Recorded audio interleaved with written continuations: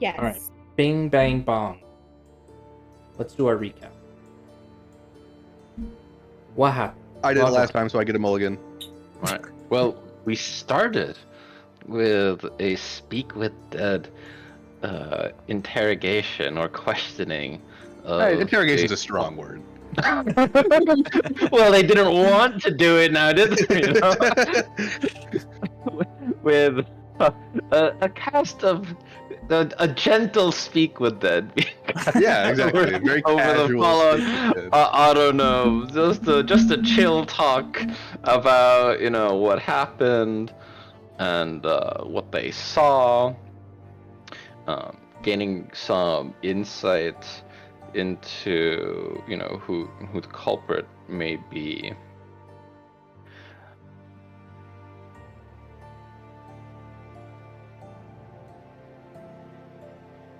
Yeah. And so far it seems like the crew of the Dragon Hawk is on the right path.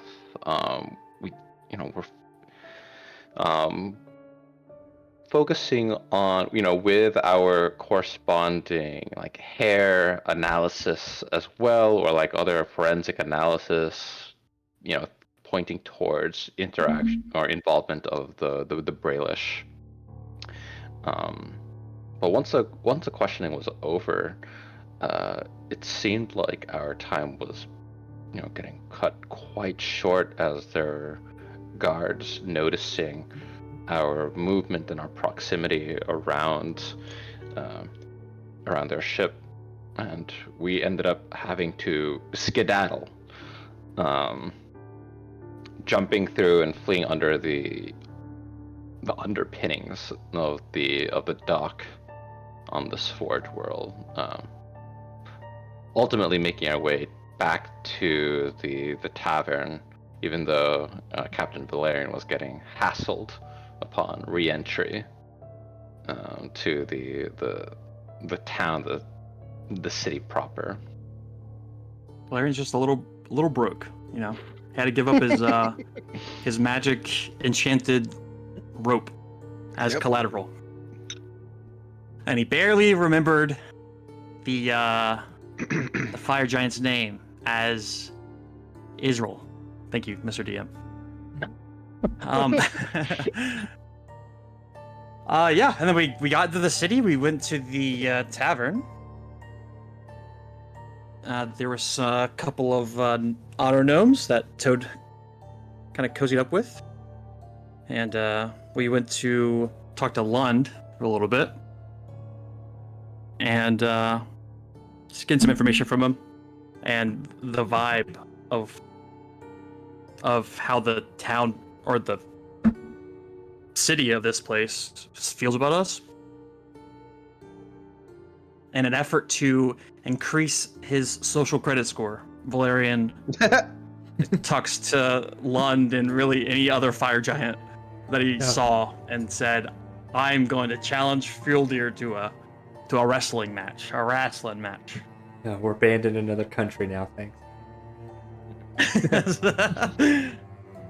There were also some side bets going on about the outcome of said wrestling match. True.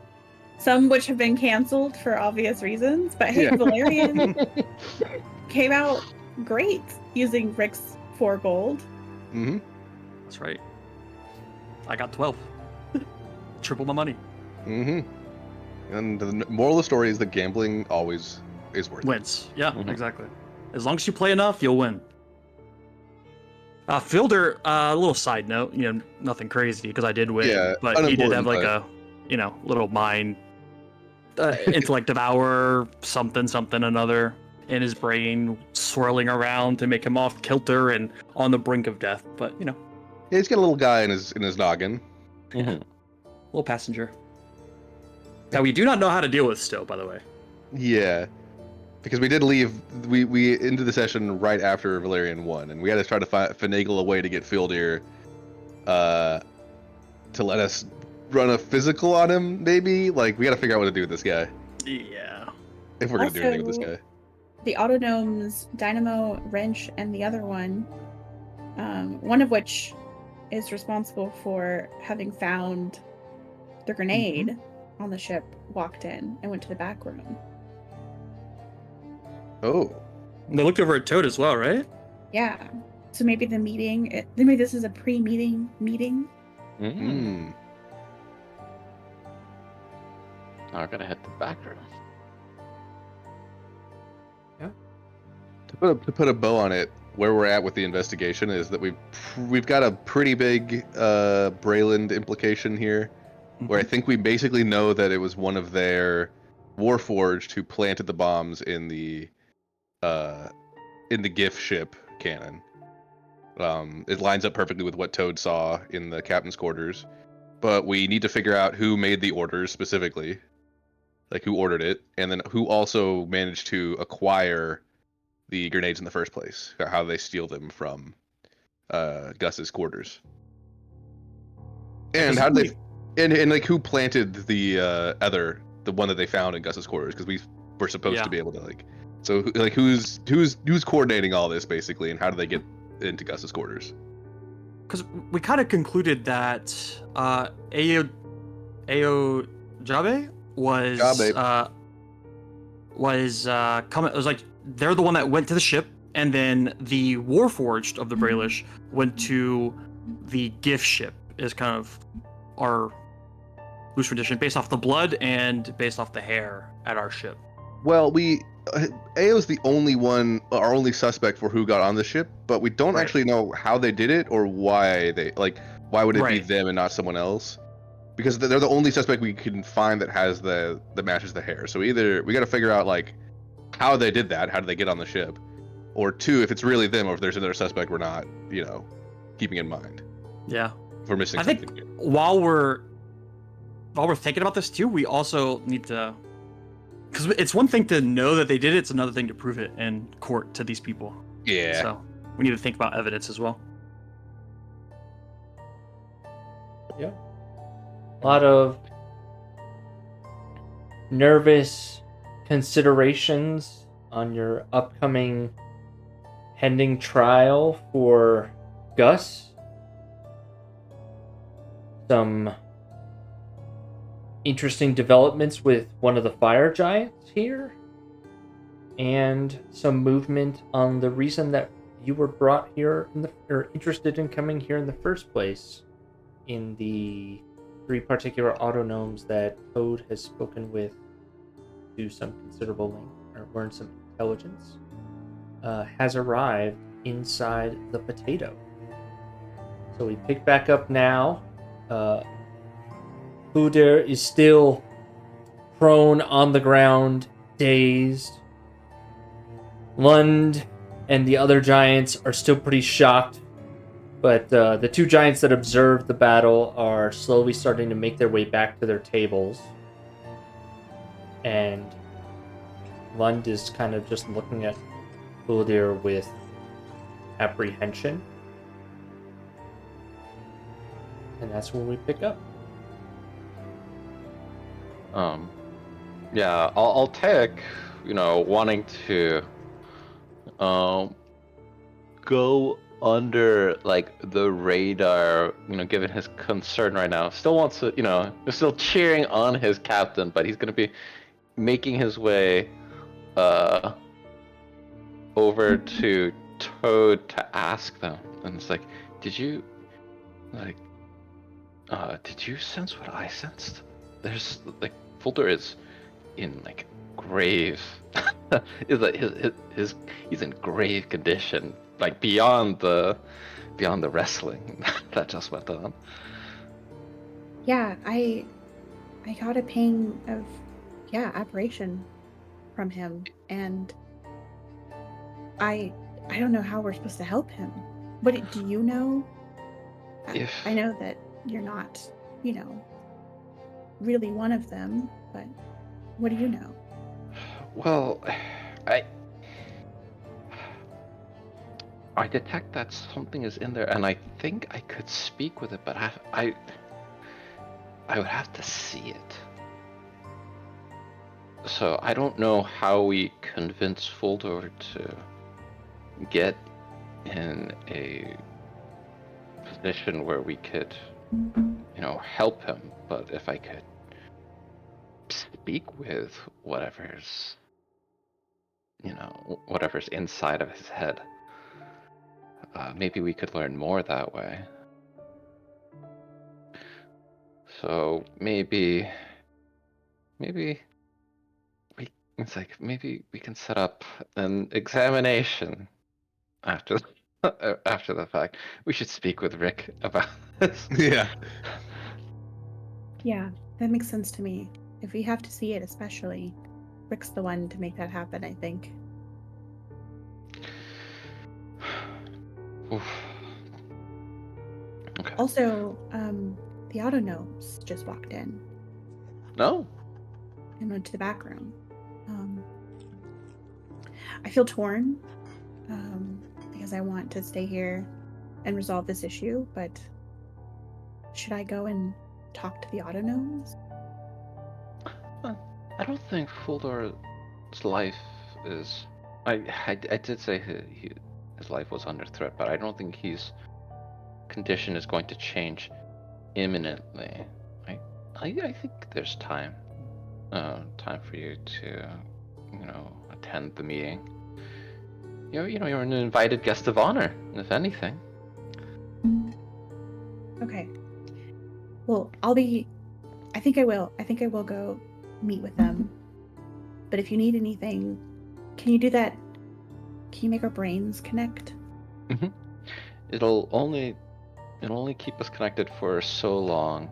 Oh, that's right. But so we'll be available. We'll be around in case anything happens. Just send up any sort of signal, and we'll know to come in. Okay. Same for you. Let's go talk to Rick first. Let's get a plan, Okay. and then I'll go.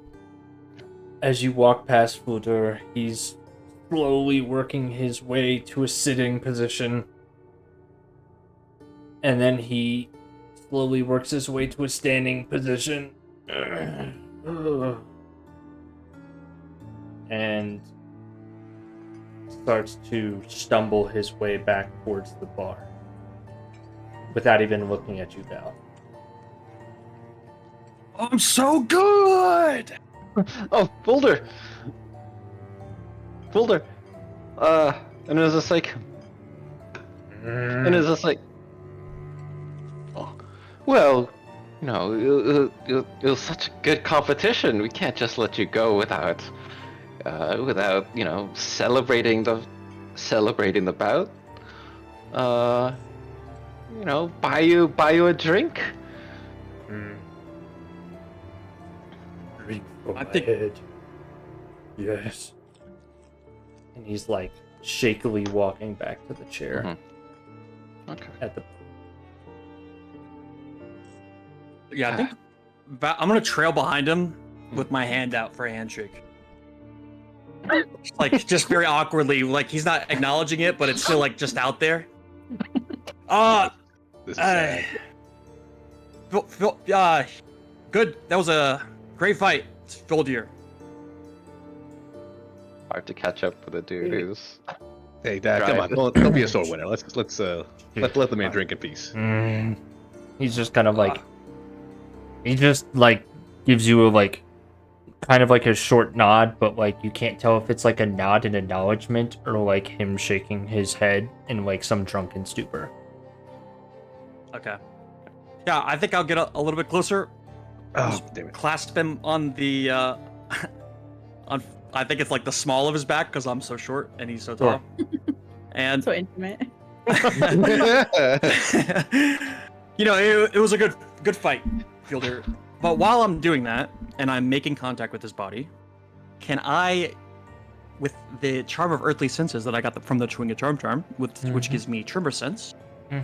Tremor sense says I can pinpoint the location of a creature and moving objects within a specific range, provided that the tremor sensor and anything it is detecting are both in contact with the same surface, such as ground, Wow. wall, ceiling, or the same liquid. So The Chewinga charm technically- comes in clutch.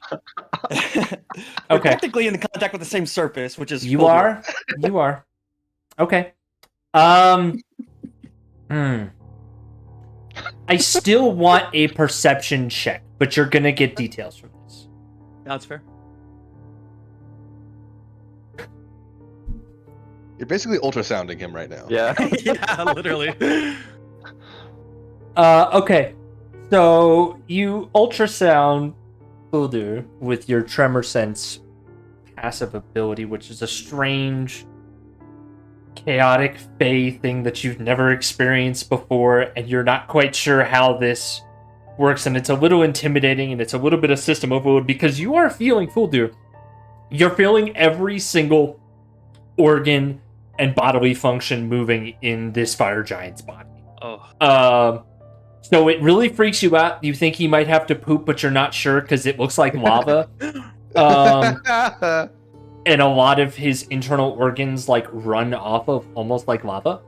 Or like blood that is like bubbling. And so there's a lot of motion here. Like this is like the equivalent of bubble guts epitomized in a humanoid body.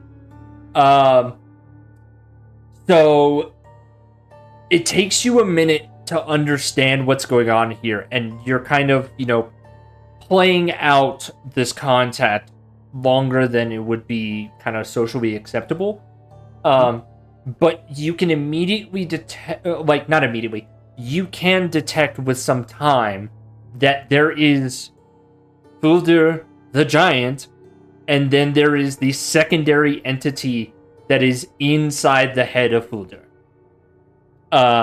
And by your sense, you can understand that it is consuming the brain of Fuldur in his head cavity, and there's only about a quarter of his actual brain matter left in his head. Oh my. But Fuldur notices that your hand is on him for an awkward amount of time, and shrugs you off. Oh, and sorry. Turns back to the bar to order another beer or another drink. Come on, Val. Quit getting handsy with the man. Let's get out of here. Okay, yeah. Sorry about that. Good fight. He does not respond. He's entirely focused on his drink. I'll step aside. I mean, we're not that far, honestly, but I think Val we can go further. You can go sit at your little table over here. Listen. We don't have much time. He is being devoured as we speak. He has about a quarter left of his brain matter. No. The anatomy of a fire giant is wicked. So I don't even know if Ricky, you could help, but I don't know to what end. I'm thinking I can take Phantom, I can fly, I can get the shaman, and we can just come back as quick as we can. Val, you take 6 fire damage from holding contact with Fuldur, by the way. That is completely fair.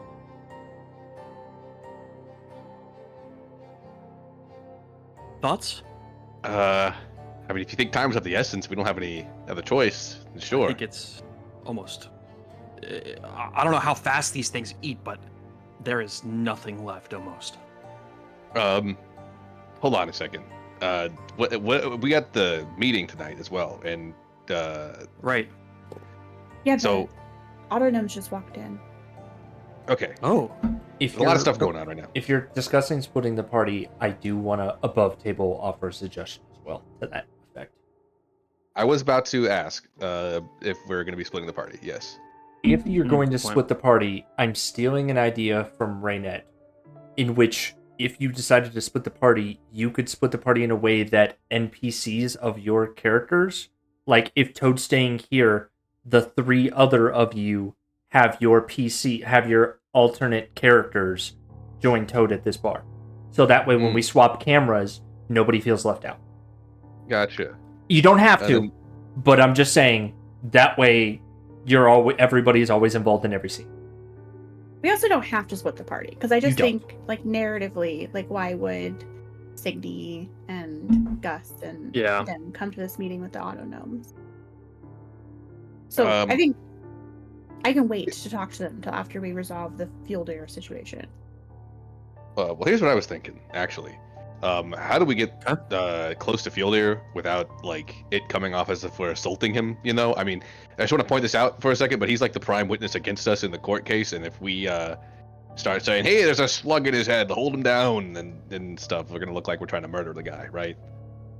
Well, That's, if we I think I value his life a little bit more than this court case, if I'm honest. I'm saying we there don't might be need- a way we gotta get him alone. You know what I'm saying?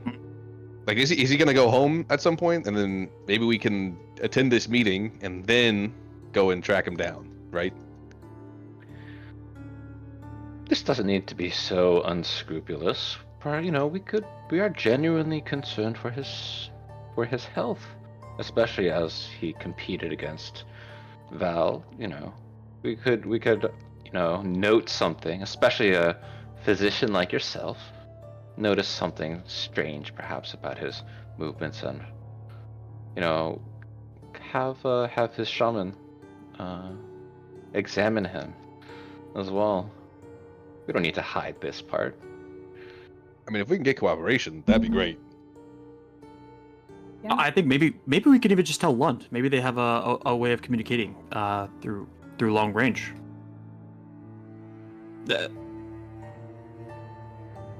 Any objections to that? No. No. Okay. Though I am quite worried. Get back Oh. here. Yeah, I am just quite worried of. Is he the only one? I don't think we should need to be so secret about actually caring for his, of his well-being, but if they're being, is there only one? I can only sense one. Yeah. Well, in Fuldir, but to your point, that is a very good point. We may want to check more of our crew when we have the opportunity. Oh my god. Oh my god. Gus. Let's not jump to conclusions. Okay. Let's take things one step at a time. We got a lot on our plate right now. Let's go recommend that he speak with, or that let's go speak with Lund, and that'll be enough time. I don't think the meeting should go over long. I think switching gears here, maybe a little bit too, Toad, for the meeting. What should be our signal, right? Because they said it's for. Is it for autonomes and Warforged only? So the impression that I was under. But if it's not, we'll join. That was the impression that I got, but I don't know that no one said specifically. Okay. Only autonomes and Warforged, but I think unless we're invited in, maybe we'll stick to the outskirts. But we need a signal. Maybe like a caw or like knock 3 times. I like the caw because I really like birds right now. Amazing. Oh, we should do that one. Okay. That's a very distinctive one too, so we'll note you. Caw. Great. No good. Suddenly strange birds appear from nowhere. Should I summon? No. Okay, let's go talk to Lund and let's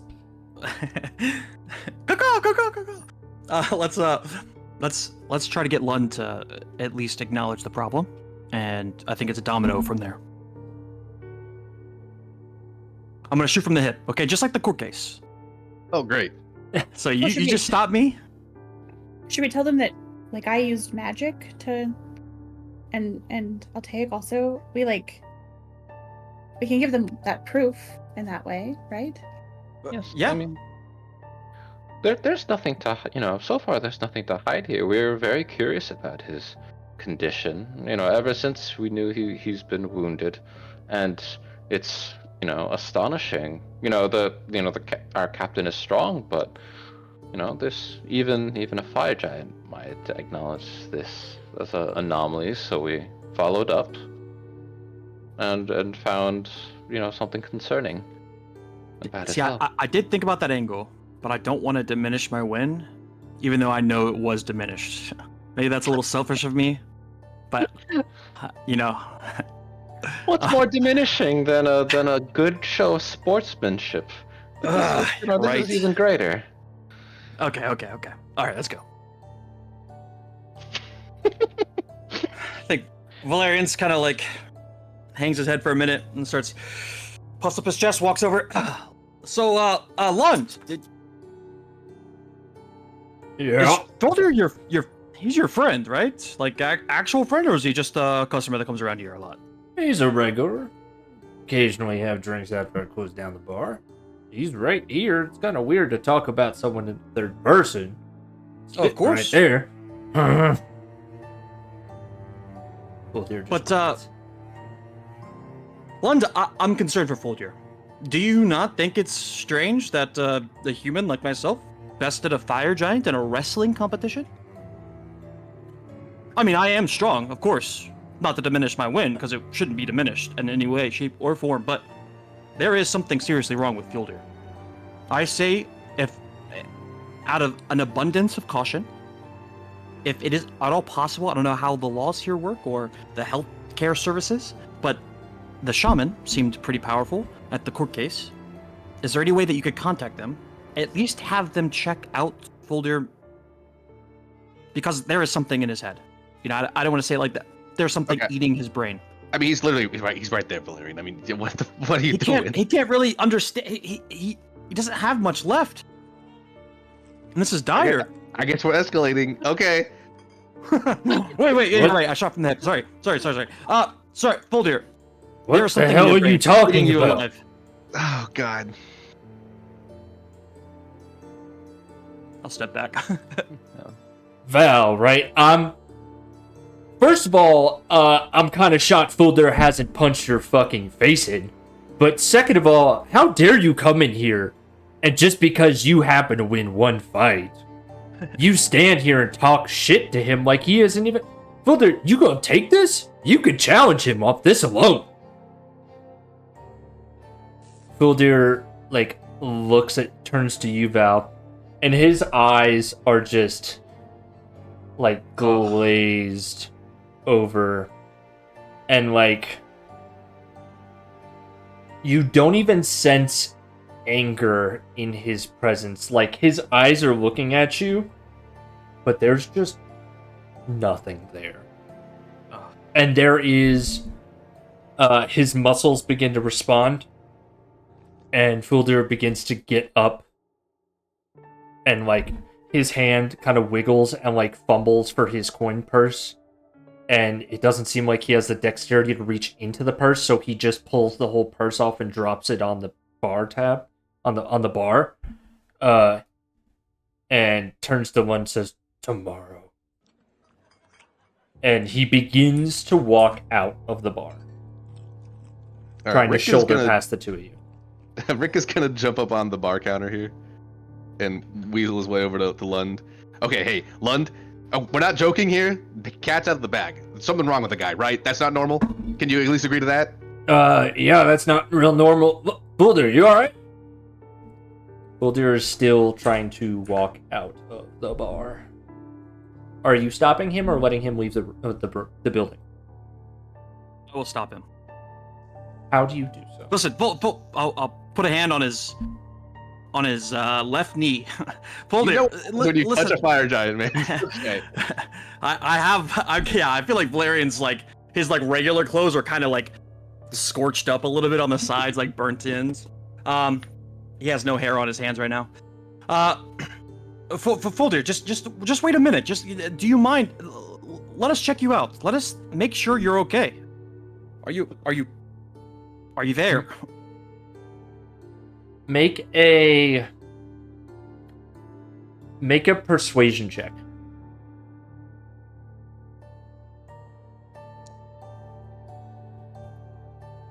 Nice. Foldir looks down at your arm, looks at you, and you see him reaching, he begins to slowly reach behind his back to his hammer, but then with the same glazed look is staring at you, beginning to like reach towards his weapon. And then there's a flash of recognition in his eyes, and his left arm grabs his right arm and throws it down. And then he just says, "Get away!" And he begins to run out of the building. Do you pursue? I think we. Yeah. Okay. All right. So, are all four of you pursuing Fuldur? How long technically to the meeting? You don't know. You only saw the autognomes enter the room, but you cannot see into the room that Toad, Toad, you saw them go into the room. You didn't see if there was anybody else in the room, because it's like a side shot. So there could be others in there, or they could have not arrived yet. What time is it now? It's about 11:30.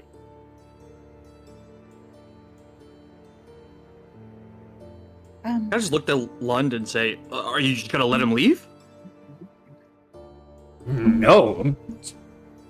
Shit, I gotta work the bar. Let me call someone. I'll call the patrolman. And he will he will look at you, Rick, be like, can you step over to the side? And please don't stand on my bar. People eat on this. Oh, yeah, I'll hop down. Okay.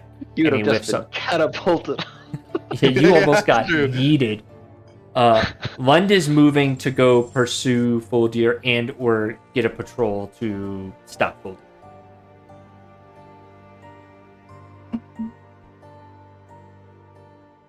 So as Fuldur keeps walking out onto the street, Lund is following him. Says, hey, Fuldur, wait! And so Lund begins to call out to a patrol just to the north of this map and tries to call for their attention. Something's wrong with Fuldur! Screw it. I'm gonna cast Hold Person. Ooh. Okay. I hope this doesn't come back to Okay. bite me. This is not a hostile act. Love I say that. out loud, and I'm gonna try to cast Hold Person on Fuldur. Do we want to target him? Is his stat sheet all set up? Yeah, his stat sheet's set up. You should be able to. Okay. You're targeting Lund right now, though. I am targeting Lund. Whoopsies. I just clicked on the first fire giant I saw. Wow. Kind of racist. Whoa, woo. Okay, there we go. Am I in range? Let me just check that real quick. I might not be. You can get. I mean, right now it's kind of free, so you can get within range. It's 60 feet, so yeah, I'll run. Yeah, I'll you run up can- next to Lund, and I will now do it. I'll do it. Do it. Did it do it? I saw nothing. You are concentrating. I saw that. That's weird. Yeah, it didn't show up in the chat either. Yeah. Yeah, that's super weird. Hold on, wait a second. I'm concentrating on Hold Person. That's weird. That is super weird. Yeah, Okay, it took my stealth slot. weird. Okay, just post it. I'll make the I'll roll a save. Okay. One sec. How do I post it without casting it again? You can hit casting the it cast really button works. and say don't use the spell slot. Yeah. Okay, there we go. Nothing. Weird. Yeah, it didn't do anything. Oh, there it goes. Okay. All right. So you feel like there was a prompt on my end. So you feel like you could have held him. You feel the magic wrapping around Fuldur and holding his body, still. And then you feel Fuldur's force of presence break the spell as it is forming. Oh. As he resists with the power of, he resists in a way that seems almost impossible in your mind to break this spell. He didn't cast Counterspell. but he seemed to Ooh. resist your casting.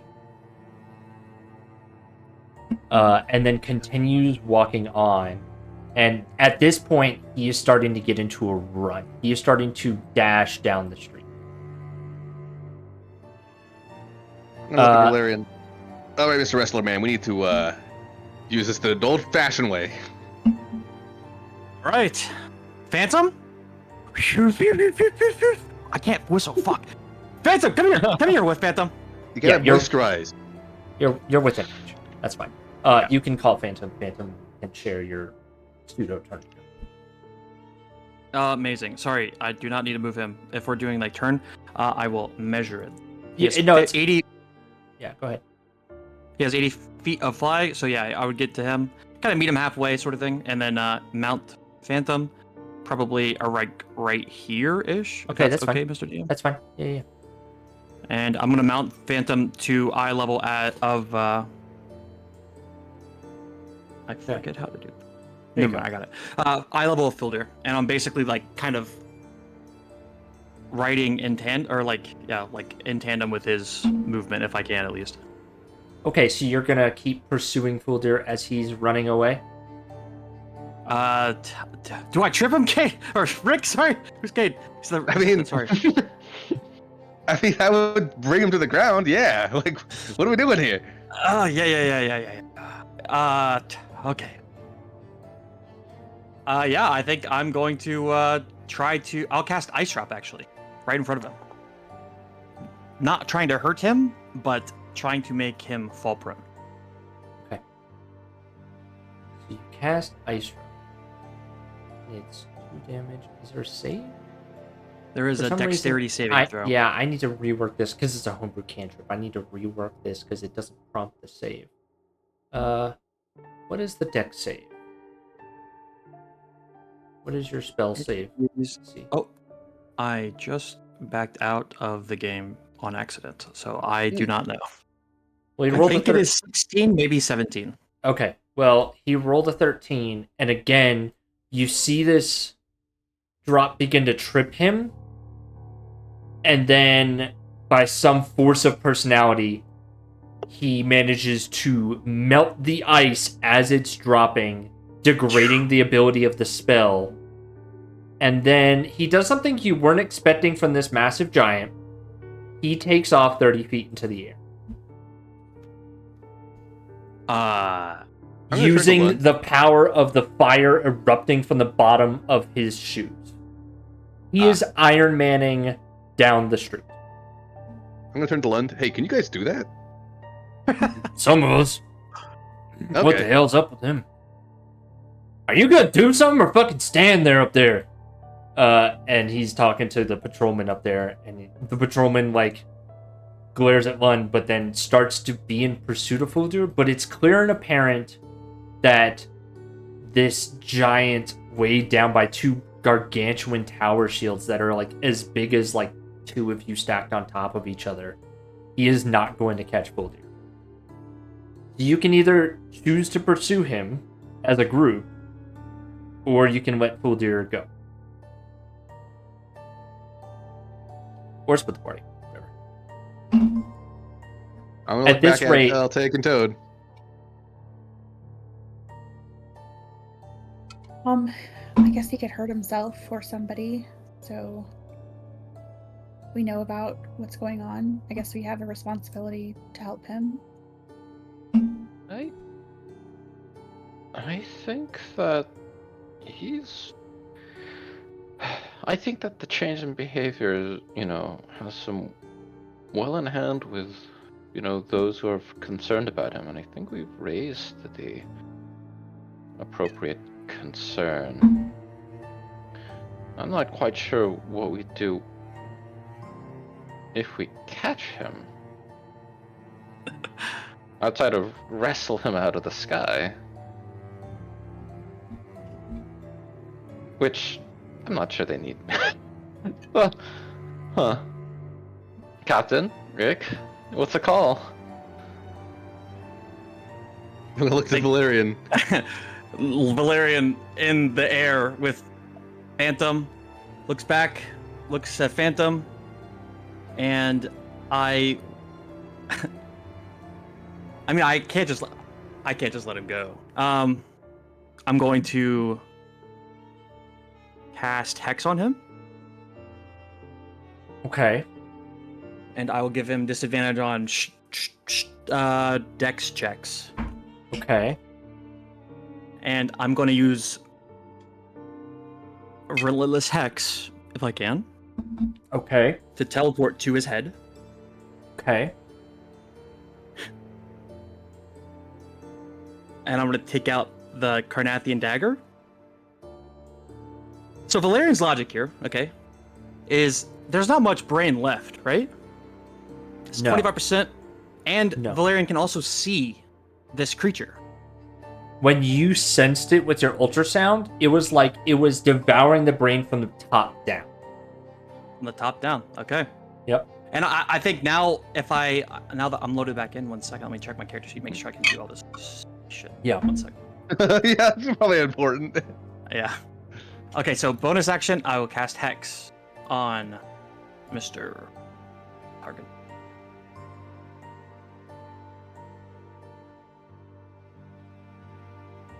Okay, then I will use my Relentless X. Okay. It's a bonus action as well, but if I can, I'll let cast you. Hex I'll let as you. an action, Yeah, that's fine. You can always do bonus actions as action. perfect. Okay, and then I'm teleporting to the top of Folger's head, on top of them as he's flying. I'll tell Okay. Phantom, and I'll point back for Phantom to go back.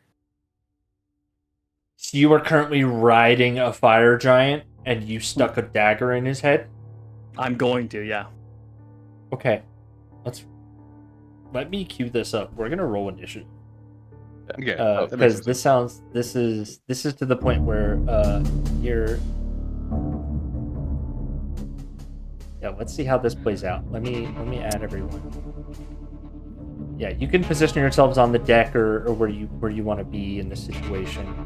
You can stay. This is You gonna can look be on the deck. The three of you. Yeah. Rick, where did they go? All right, give me a second. Let me add you all to the tracker. Oh my! Yeah, can you pull yourself? Flying? I actually can't. I can fly now. Yeah. How to unmount? I forget. And In, right? Yeah. In for unmount. What is happening here? Oh, you're a little Nice tango with music. Phantom. Oh, I think I just have them both selected. Oh, yeah. Okay. Oh, All right. Yeah, Nice. go ahead and roll initiative. This is gonna look so good to the fire giants when you stab. Folder I in the know, fucking dude. skull. But there's Really evidence. There's evidence. Great, yeah, really. They're great gonna open skull. it up his skull, and there's going to be a brain sucker. Okay. I mean, to be clear, this is absolutely in character for Val. So I'm Yeah, he has 100% no for it. wisdom. I mean, he has no wisdom.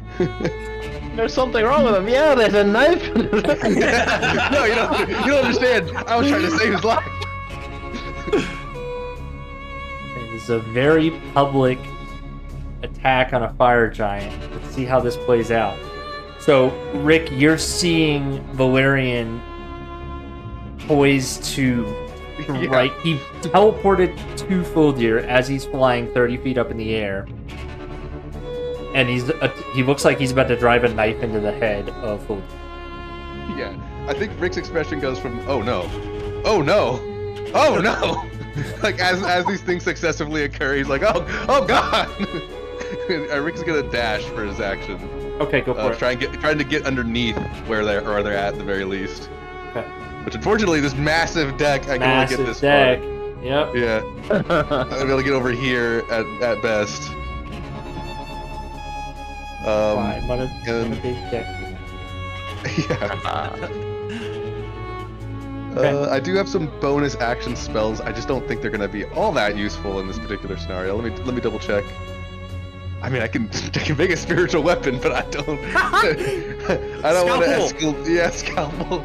I don't want to escalate, so I think that's gonna be my turn. Okay. Bonesaw. All right. I'll take. Yeah. So I'll take also wants to be there. His goal is that he wants to be in range to cast Featherfall in the case that they do end up falling. Okay. Reaction. So I don't think I need to save it for that. But what he does want to do is give people context of like tell them it's like Fuldor is like very ill right now, and it's like we think that his life is in imminent harm. We're trying to help him. Yeah, his life is in imminent harm. There's a guy with a knife about to Yeah, I know. Okay. You can make a. I'll let you just pre-roll a persuasion check around you. Sounds good. All right. That's your turn. You use Try your not to action yeah. But yes, dash as an action, and then this would be his bonus, I suppose. So I could roll it. Okay.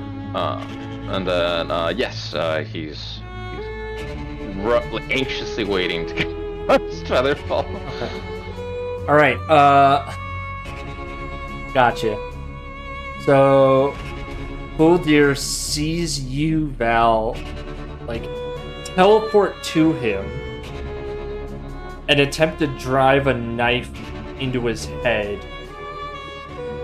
Survival instincts of both of the entities inside of Fuldir dictate that you need to go the fuck away. Okay. You look here. Okay. So immediately his armor begins to billow, like the fire inside of him in his body begins to billow more, and smoke and cinders just flush out around him in a 30-foot radius. And basically trying to strike him in this smoke is going to be significantly difficult. He basically just smoke bombed.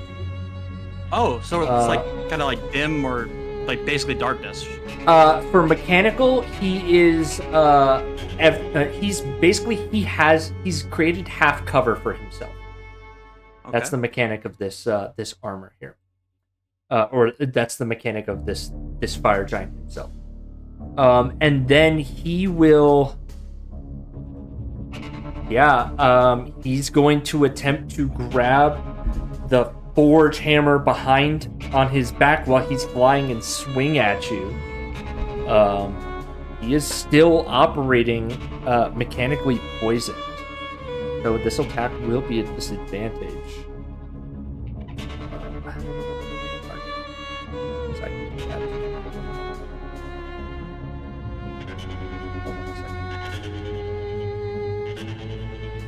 No, okay, got it.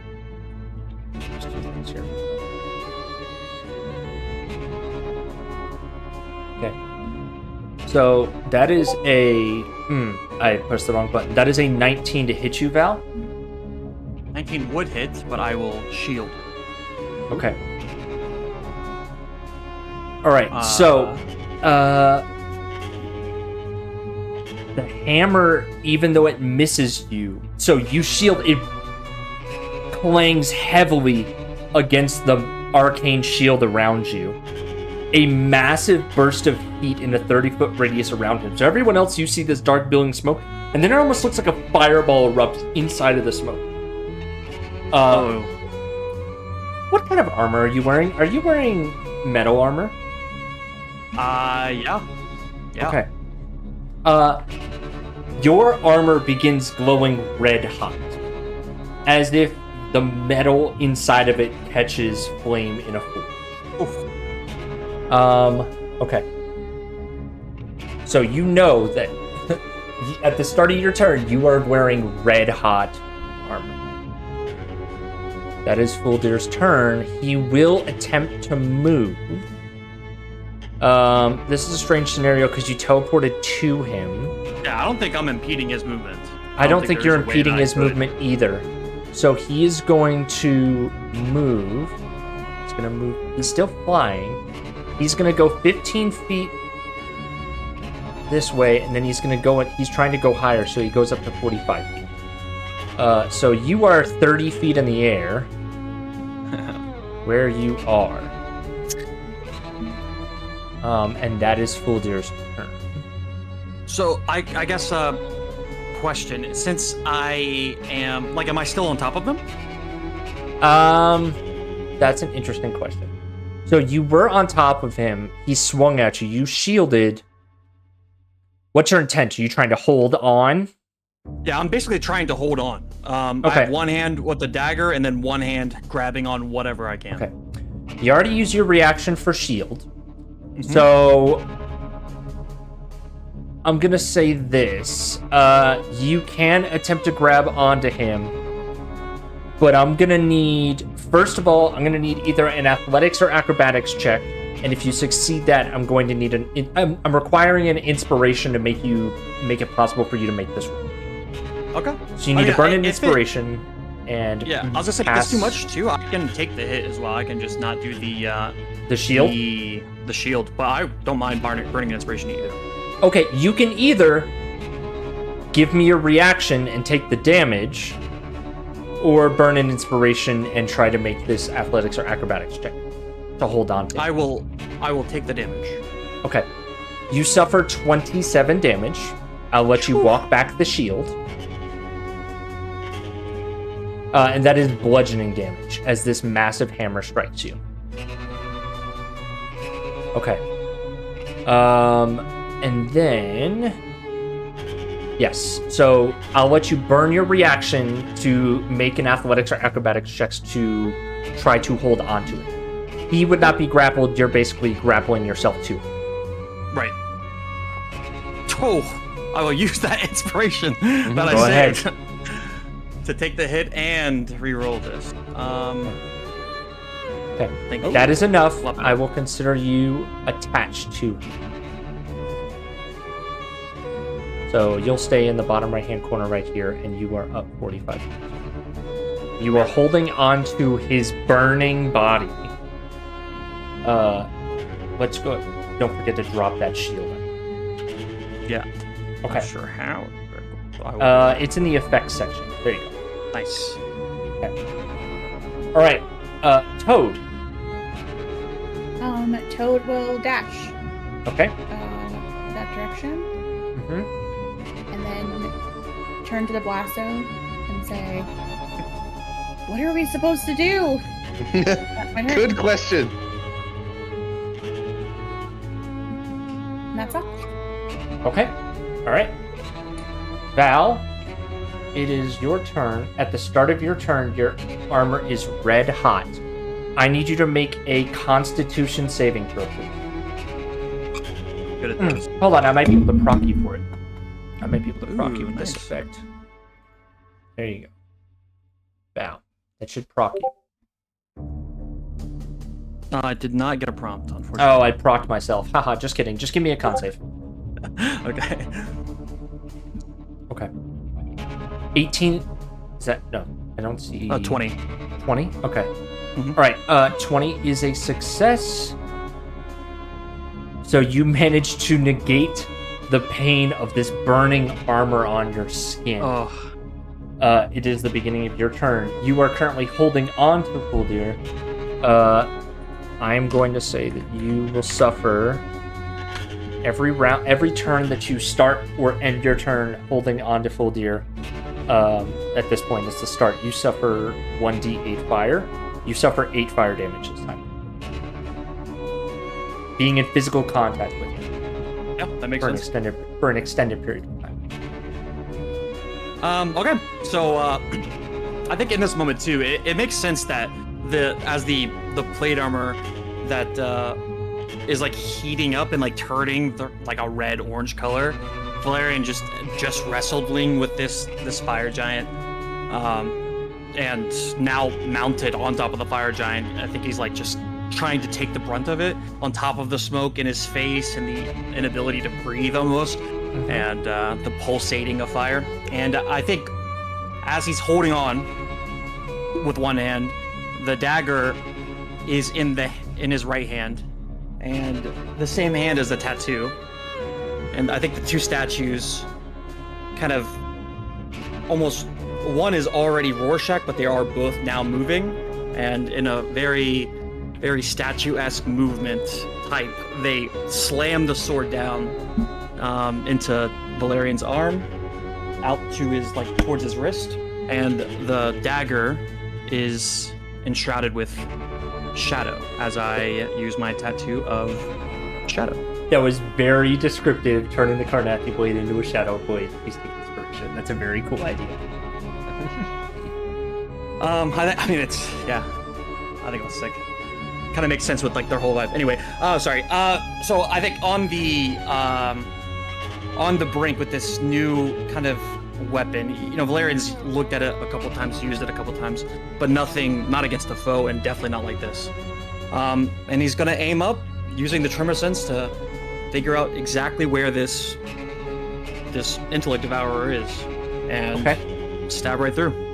Okay, so I'm gonna say to climb up his body, you need to use 10 feet of movement, because you have to climb up to the head.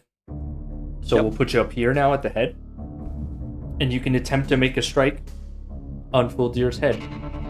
Granted, the billowing smoke around you is still making it hard to get a good gauge on him. So he is considered half covered. So, okay, so now, good a question here. The weapon, the shadow sword, has advantage if the target is in dim light or darkness. I see what you're doing here. Would it work? And if it doesn't, Well, I mean, the armor is completely fine. billowing smoke. Billowing smoke.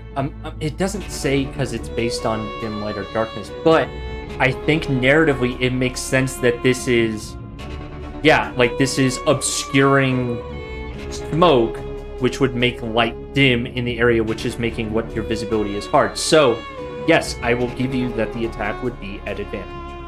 I would say that the Shadow Blade will work in this scenario. Okay, I will roll. I don't think there's anything I can actually roll on the Shadow Blade, but I will roll a sword. Yep. Okay. 27. With a natural 20. That does, in fact, hit. So the weapon, since it is used at... That is not real damage, don't look at that. Yeah, since the weapon does... it's casting at 3rd level based on the Shadow Tattoo, it will do 3d8 psychic damage. Yes. Oh, that's a pretty good type of damage to do to this kind of thing. Yeah, that's... I am worried for Fuldir's actual brain. Yeah. See, that's what I'm trying to be precise in that way. Yeah, I mean, you're stabbing his fucking skull. I don't know how precise you can really be as far as that. Yeah, true. I mean, the thing is I can see it, right? I can see the creature, so that's what I'm trying to... Yeah, it's... Yeah, you can sense it through tremor sense in this moment. Yes, you can sense the unwelcome passenger, maybe unwelcome, in Fuldir's head. So, okay, natural 20, roll me damage for you targeting only the Intellect Devourer in Fuldir's brain. That'd be 30 damage, because that's just dice doubled. Okay. The Intellect Devourer does not have 30 hit points. So how do you remove the Intellect Devourer from Fuldir's brain? What's left of his skull cavity? His skull's not open, right? So it's just... Not right now it isn't. But you are striking at the brain. So you're striking at his skull cavity. Yeah, actually, yeah, I like that. So it kind of is whenever, and especially with a crit. When Valerian goes to stab, he's like stabbing it downwards into the skull, right where the Intellect Devourer is, and it's very precise as like the shadow kind of dissipates, but then inside you can see the shadow just strike right through the Intellect Devourer. But at the same time, the dagger scratches the surface of his skull and I think it makes maybe a tiny, Yeah, maybe he's gonna take some bigger damage dent. to his head. Yeah.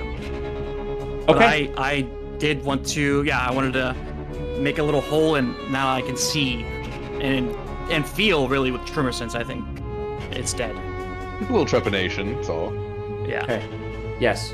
So you feel the blade, the shadow part of the blade, begin to squirm as the Intellect Devourer bleeds out and quickly like loses most of its mass. And it seems to almost feels like with this attack, it almost feels like a internal hemorrhaging is occurring in Fuldir as the blood of the Intellect Devourer is taking up the blood cavity inside of Fuldir's brain. But you haven't cut his brain open, so this Intellect Devourer is bleeding out and is dying inside of Fuldir's head. So I will end the combat here, but we're still going to play this out because you've destroyed the thing piloting Fuldir.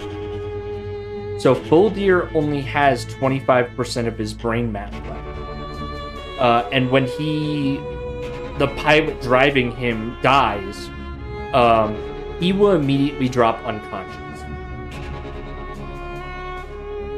So he begins to fall, and the furnace around him quickly dissipates in light. You are falling 45 feet. Oh, it makes it worse that in this visual, falling, Valerian is kind of trailing, still holding on to Fuldir, but the knife is in his head. Yeah, you're literally riding this guy down with a blade in his head. I suppose I'll take is hoping that his sword is still not lodged in his head when he casts Feather Okay. on the button. Gotcha. And you can target both of them? Yes, up to 5 creatures within range. Okay. Well, 5 falling creatures within range. Okay. That meme is excellent. I love that meme. Okay. So Fuldir and Val slowly drop to the ground here. Fuldir is unconscious. Lund and the patrolman are rapidly approaching. What are you all doing? I'm running over to where the crash zone's gonna be. We need Crash to do zone. some damage control. We need to manage some expectations right now. Rick really loves his zones. Yeah. Okay. Like kind of floating aloft, Valerian will just kind of yell out, "I got it! I killed it! It's there! There's an incision! Can someone get it?"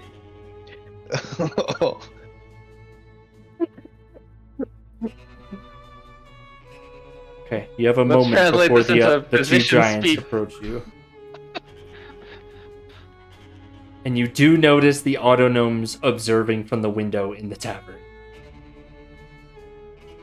They're all like crowded up on the windowsill watching what's going on. Rick, he's hemorrhaging. Yeah. That's not good. Okay, if you can cover me, I could do something. I'm not sure these people are gonna like what I'm about to do. Do it. There's no time to think about what they think. Okay. Life over everything. If Rick gets a chance, he would like to basically start initiating a trepidation on Vildir. That's a bit work for Elmo. What does that mean? Cutting pieces of his skull away so that he can get access to the brain. Gotcha. Okay, that's what I thought. Just wanted to confirm. Okay. Yeah. I'll take it. Like, can he try to like communicate in like lay speak, like that? This is like a medical intervention. Yeah. Make a persuasion check to that regard. Okay. Yeah, this is to everyone to like give Rick an opportunity to like save this man's life. He's going like not using some like so many words. It's like this is a very sick giant whose life is in whose life is in peril. Our the doctor, the surgeon of the Dragonhawk is trying to intervene right now to save his life. Okay. You know what? I'll use inspiration for that. Gotcha. Second inspiration. Oh Come yeah. on! All right, 14. The dice. Okay. That's all my inspiration. That's okay. The dice have told Because the tale. yeah, the dice have told the tale, and you had a few chances to kind of lay the foundations of this. So Lund looks at the patrolman and yells for him to go get Forge Master Zone. And the patrolman complies and begins to dart off to the direction of the fountain. And he says, Lund stresses that you're going to have to answer to the authorities when they come back about what the hell you're doing. But for now, you need to save Fuldir. Yeah. So yeah, you've kind of been given a moment of reprieve, at least from Lund, in this moment. But I will say this, Fuldir is rolling death saving throws. Okay. I mean, unless anyone else has anything else they want to do, Rick is going to start doing emergency surgery here. So Okay. let me know. Yeah, You I know. think I'm gonna try to do I'll place my hands on Folder to try to give you any information of any vital organs you might Yeah, hit, like his brain basically, or how Yeah. that. Let's do a 3-round nice. skill challenge. 3 successes before 3 failures. Because we'll call that the death saves. Mm-hmm. Do it that way. Ooh. Well, okay. The first thing Rick would do is probably cast Beacon of Hope, if that changes things. Okay. What level is that? 3rd level? Okay. And what's your highest spell slot level right now? 4th? 4th. Yeah. Okay. It regains the maximum number of hit points possible from any healing. Okay. I will say that Beacon of Hope wouldn't count as an automatic success. However, you would get advantage on any thing that you cast from this point on. Anyone involved, this gives advantage for the rolls for successes. This Nice. is kind of like Beacon of Hope is the magic equivalent of hooking him up to an EKG in case we need to restart his heart. I feel like. Yeah, Because basically. the advantages on death saving throws is basically all I'm using it for at this point. Yeah. Yeah. I mean, if no one else has anything to do, Rick is gonna ask Valerian for his knife. I think it's still kind of shrouded in shadow. Yeah, I Gotta don't need look that at it. part. I need the normal knife, please. Of course. He'll grab it with his other hand, almost ripping it apart, ripping it away. His hand's like that holds it is like not wanting to let it go almost. Rips it away, hands it over, and the shadow sword comes back, trickles back into the tattoo. Now give it over. Listen, this is where his head's at. This is where the majority of the bleeding's at, and this is where the specific mind eater is. Okay. Is it dead? And it's dead. It's dead. Okay. I'm But basically it's pulling out a bleeding a tumor. lot. Okay. It's exactly, but it's a bleeding tumor, and it's going to hemorrhage his existing brain, whatever's All right. left. Then we gotta relieve pressure. Yep. There is a small incision as well. Using that decision, Rick is gonna begin to basically saw open Filder's skull. Okay.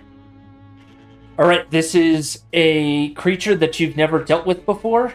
However, you have gotten really used to performing emergency surgery on alien life on the fly. Yep, there's a bit of. I mean, skulls are skulls, to a certain degree at least. Yeah.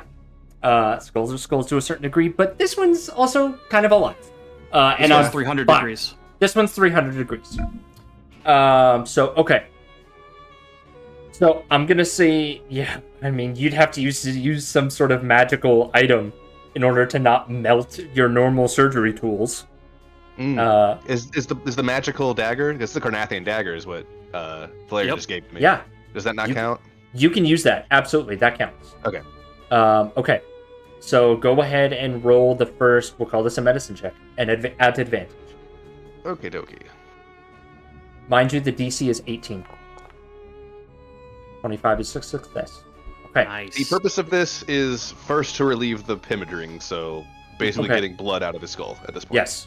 So you immediately start cutting into the brain cavity, and is anyone squeamish right now? Are we okay doing this? Yeah, we need to be less explicit about this. Let me do a quick check. Everyone's cool? Speak I'm now. good, chilling. All right, cool. Okay, cool. All right. So you cut open some of the skull cavity with the knife that magically resists the heat in the basically lava monster that you're cutting open right now. It immediately begins to release the pressure of the purplish liquid that is inside of Fuldir's brain. Clearly not his blood. It is the blood of this intellect devourer that begins leaking out. So some pressure is being abated, but there's more to do, and he's still basically bleeding out from lack of brain and pressure on that little bit of brain left. I'm gonna So look that is one success. I'm gonna look to Toad. Can we collect a sample?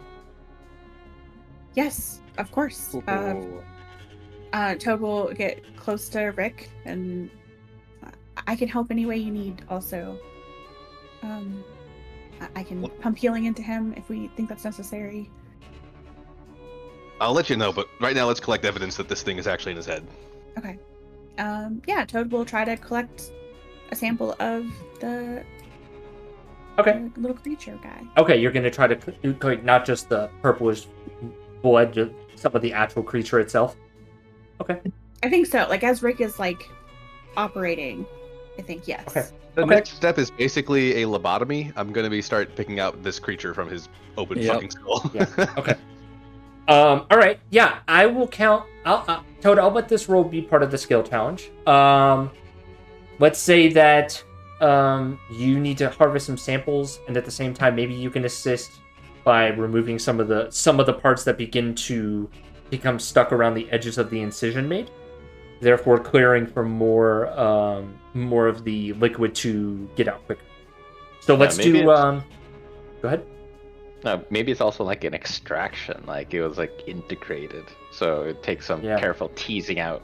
Yeah, I'll allow that. So let's do a xenoarchaeologist check for this, unless you wish to suggest otherwise. I think that works. It's just a flat one, or with advantage? No, with it, everything for the skill challenge will be with advantage because the Beacon of Hope. It's a high enough spell. I'll give it for it. Oh, I will burn because there were 2 4s. I will burn an inspiration because that feels. I think Toad, like in this moment, is feeling a little stressed out and a little bit. it's like, oh, hold on, I think I almost caught it. Oh yeah, nice, Ooh. Amazing. Okay. 30. Well, that's a natural 20. Yeah, 30 is nasty. Oh my goodness. So how I imagine we're doing this is first we're gonna like try to pick out as much of it as possible because there's no way we can get all of it out at once without literally scalping him. Like the entirety of the top of his skull would have to come off. So we're basically taking it apart piece by piece. If that's how, if you want to adjudicate how this result affects that. So a natural 20 in skill challenges is 2 successes. So you picked her 3 successes. Amazing. So you managed to stop the brain hemorrhaging of Fuldir between the two of you. This extraction and incision process manages to remove the intellect devourer and the buildup of issues in his brain. Are you trying to preserve the skull as much as possible? Like, are you trying to suture him back up? In this case, I think we'd have to use magic to mend the skull back. Mm-hmm. I mean, we're out of the skill challenge now, so it's more about affecting how long he remains unconscious at this point. If Rick is confident he's gotten the problem solved, then yeah, he would start basically mending him back together via magic to try and see if he can live through this. Okay, so he's only got 25% of his brain, right? Yeah. So in the case of like not optimistic. Yeah, so like in to me mechanically this would be the same as like a missing limb, right? Yeah. Do you have anything that can regrow a missing limb range? Because that's different from just healing hit points. Yeah, I don't even I can't even imagine what that would be. No. Like restoration? Yeah, restoration, I think, is the only one I can think of. We have a great restoration scroll. Oh! Let's look at great restoration. See if that gives us what- My impression of restoration is more like curing diseases and such. Yeah. Yeah, that's what I thought too. But we do have it if it works. Okay. Maybe I'm thinking of the wrong I spell. think you're It's like thinking of regeneration, maybe? regeneration. Yeah. Yeah. Any reduction to one of the target's ability Oh yeah, scores. regenerate. Okay, yeah. Okay. Okay, so any reduction to one of the target's ability scores is what is plaguing you, right? So his Oh. intellect was literally being devoured. That's true. So I'm gonna say this: you've stabilized him, and he's unconscious with a quarter of his brain. Because the intellect devourer literally ate mechanical target ability scores, and we've explained that narratively from half of his brain missing, I'm going to say that Greater Restoration has the ability to fix this to some degree. Oh. However, this needs to be a very precise application, as in I'm not just going to give it to you, you're going to have to try to roll this. Yeah. You both can roll this together. Whoever's casting it, it needs to be either medicine, arcana, whoever. Yeah, I mean, if you guys want to try to jointly cast it, I will allow that in this scenario. But it needs to be either medicine or arcana, focusing the healing to repair the target's ability scores, aka his brain, in this moment. I think to make it a little bit more realistic, we're just gonna restore. Like this would basically restore him to functional, but I don't think this would give him his whole Yeah. brain back, right? 100%. Yeah. Because a lot of Maybe you know what? we could. We don't know a lot about the brain nowadays. Back in these days, they're just like, we'll just get as much as we can. Yeah. Hey, we don't know how fire giants work.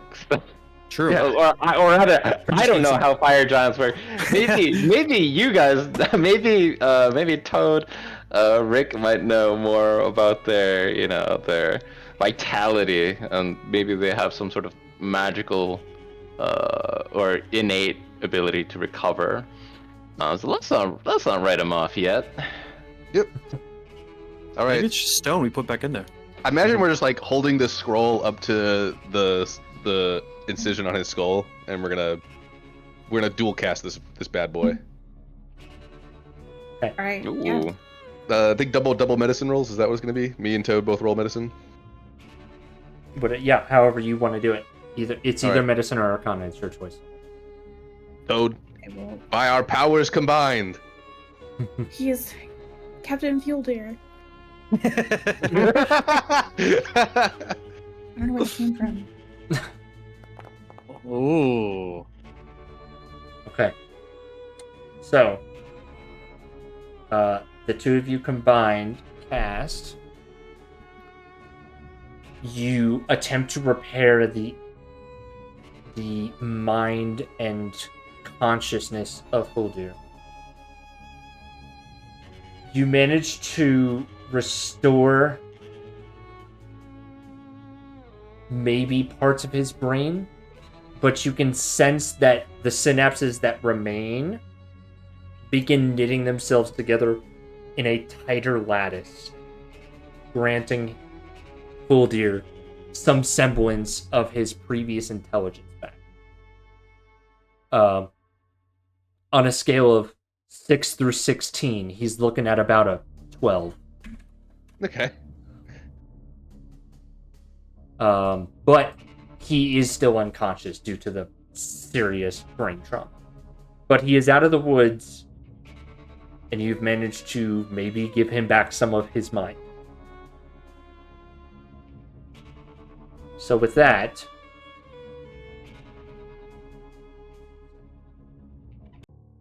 you've managed to avert the potential death of this fire giant. And you begin to hear footsteps approach as Forge Master Zund is brought to investigate and potentially help.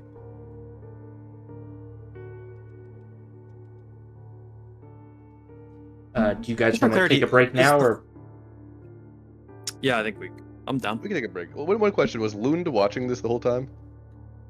yes, he was observing, watching heavily. Amazing. Good. We have a witness. That's his friend. So yeah, Yeah. absolutely. Yeah. Okay. Forge Master Zun, is he the shaman? Or no? He is the one that cast the circle of truth Okay. at the trial, at the hearing. Amazing. So Amazing. he probably is the person you interpreted as the shaman. Yep. Okay. All right. Let's pause. Let's do 10 minutes. I'm ready. I'm ready. I'm ready. Okay. I think we're good. Yep. USB condenser microphone. Cool. All right. So we pick up to Forge Master Zund looking out over at you over this unconscious, purple blood everywhere body in front of you all. And Forge Master Zund just looks to you all and immediately steps closer and orders you to step away so we can examine Buldir. It's not what it looks like. Hands deep in his skull. No, not anymore, at least. I will back away, but I can't. The game is paused. Game is paused.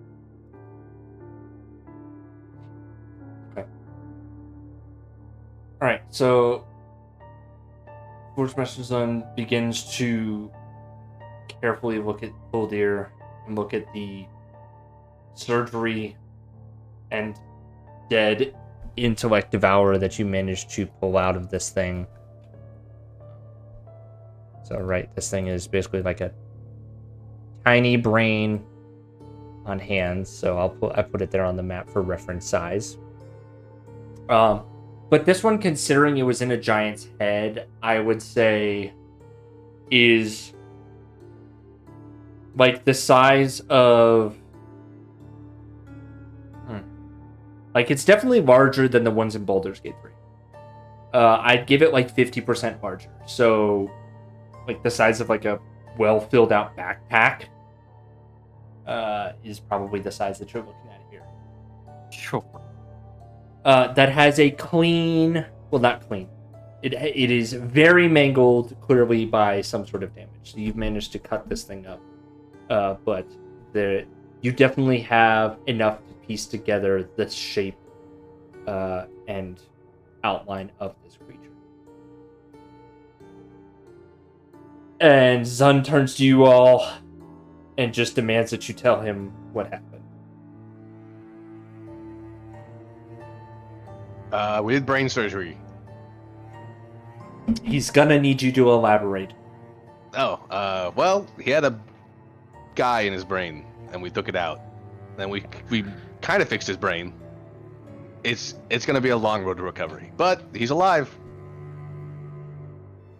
Forge Master, we Okay. noticed that Fulder wasn't well, and this was after a sporting wrestling match where our captain noticed just through contact a significant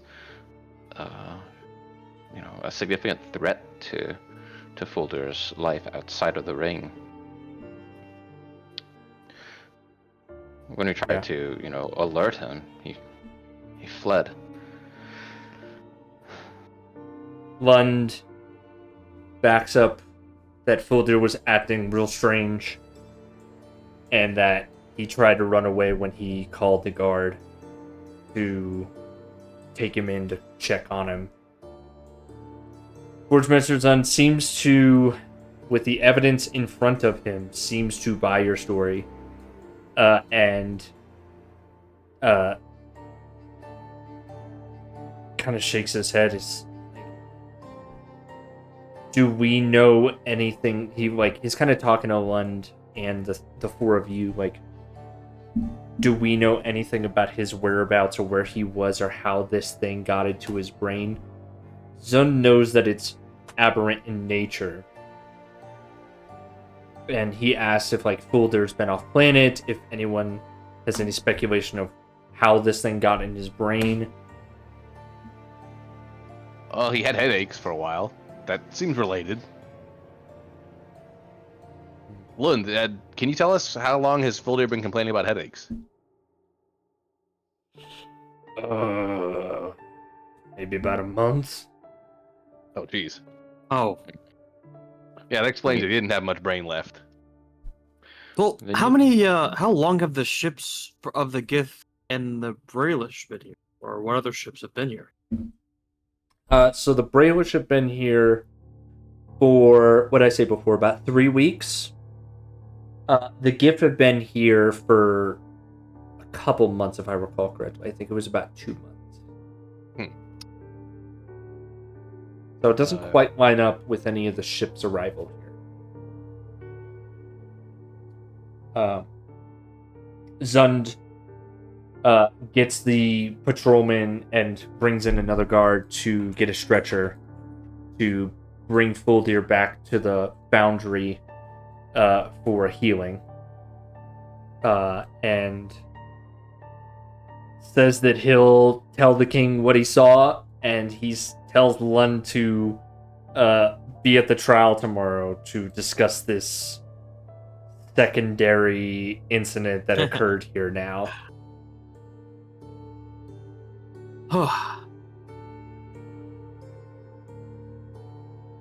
Well, that didn't go too bad.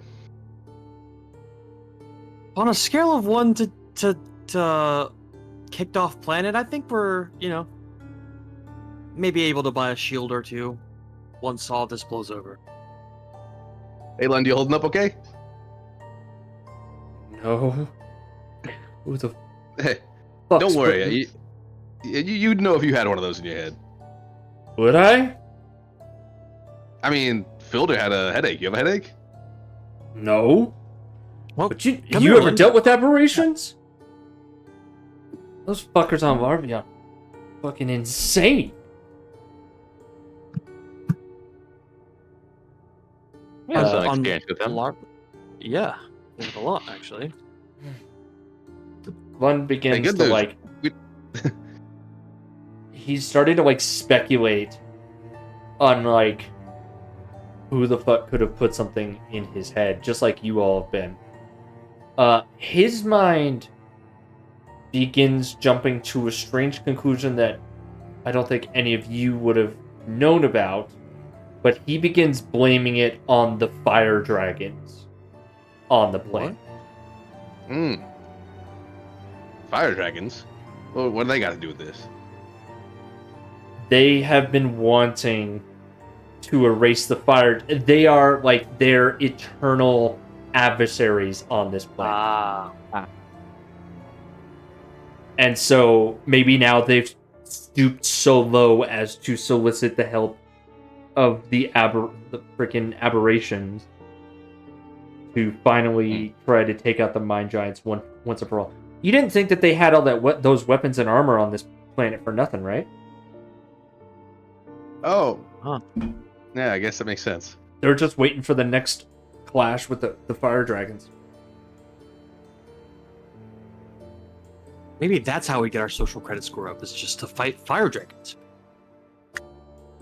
I don't know if I want to go and fight some fire dragons, to be honest with you. Lund, if you don't mind, shake my hand and I'll let you know. You are shaking his hand. Yeah, I mean, he moves to shake your hand. You're going to Yeah. take some fire damage. Yep. His is a little bit less. You take 3 fire damage.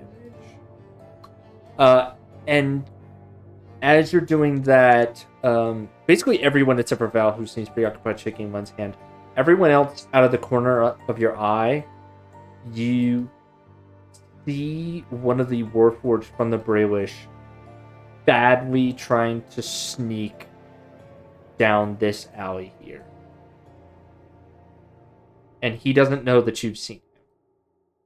But he's like glancing over and like trying to sneak past everyone down over here into this alley. Rick is going to saunter next to Toad and be like, eh? But I should go sneak into the meeting. Are you, Valerian? Please don't jump on fire giants while I'm gone. No, well, no, that's already happened, so I don't want to take a bet there. But yeah, no more. For sure, no more. Okay, Unless I say, caw. that's right. I will caw in case I need you. But Yeah. We have a reverse caw though, too. So for you to help us, okay? okay, I will Oh. listen for the caw. I'm Yeah, very exactly. perceptive. Are you Yeah. perceptive? Rick, listen for my caw. Okay. Yeah, I think Toad will head back in to the tavern, Okay. and it's down here. Yep, down there. Okay. Yeah, Toad will. Oh, Walls. take a little stroll. Walls. I know there's a way to do it, but I'm. All the autonomes at the window are finally starting to settle down and go back to their seats, but they're chatting All right, clear up, excitedly people. about. Clear out. No show here. No show here. Ah. Which door is it? It's the one on the left. They're all locked. Oh, but you can knock on the door. Yeah, Toad knocks. 3 Right. times specifically. Okay. So you knock on the door, and there's a pause, and you hear some mechanical footsteps on the wood. And you see Dynamo Steam Whistle, the auto-gnome, poke their head out, and they see you, and their eyes light up. Come in, come in. And they open the door for you to enter into the room. Thank you. I hope I'm not intruding. No, we were discussing. Please, come in. Sit. At that point, you survey the room, and you see Locket, who you have previously seen, and Glaive, one of the other Warforged. And you recognize this Warforged was the one repairing the hurt Warforged inside of the Intrepid. And they stand up, and they immediately look tense. And they look at Dynamo and say, "What are they doing here?"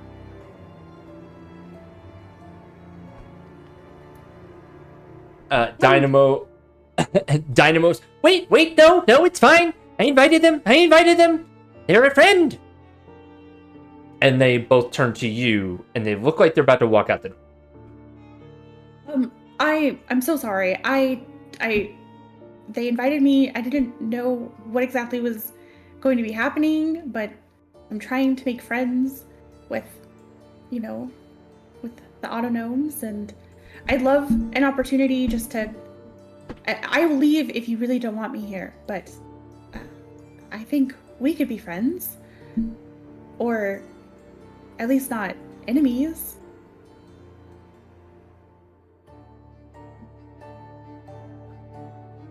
Hold on.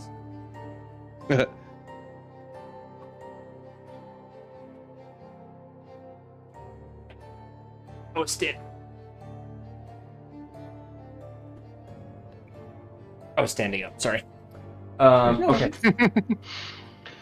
Locket looks at you, Toad, and just says,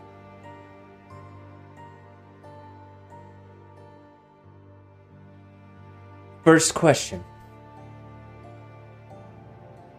Are you here as an Ondarian, or are you here as a Warforged?"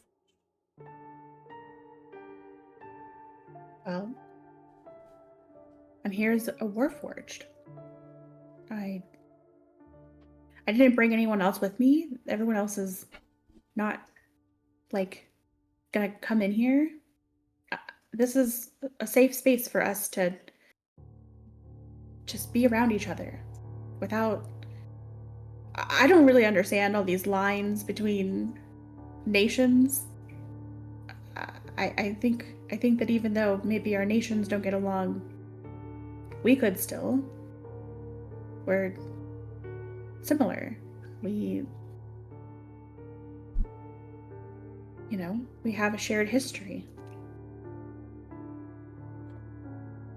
Make a persuasion check with advantage.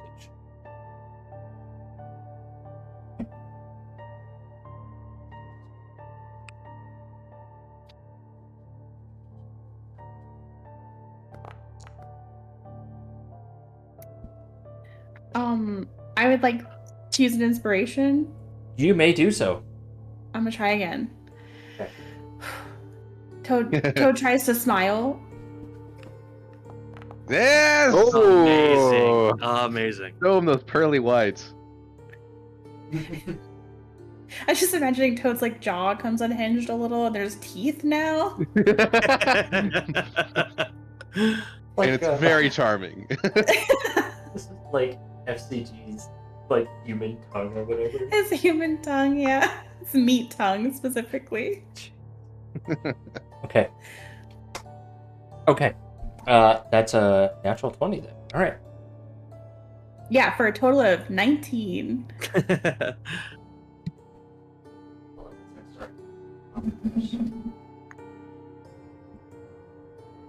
So I don't have anything up besides me.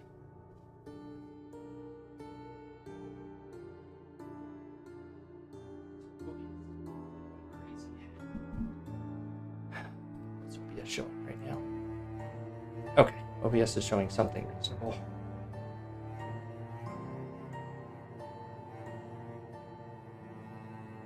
Right. Well, we'll just do this how it is. All right. Glaive turns to Locket. They're one of us. Give them a chance to listen. Locket looks at you, Toad, and gives a slow nod. And begins to sit back down.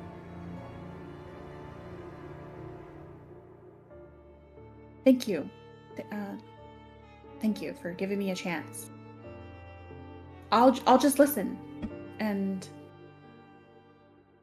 maybe we can just start there. Yes. Maybe all in our situation are entitled the right to hear. Okay.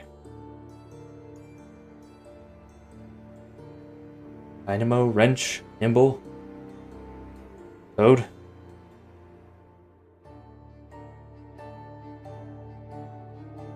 While Glaive and I are currently serving as crew members on the Brewish ship,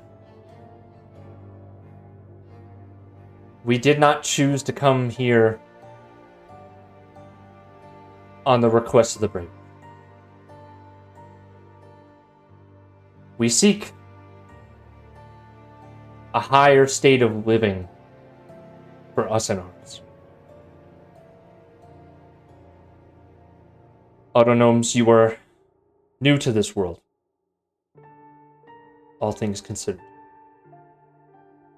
You have very little experience outside of your life on this moon.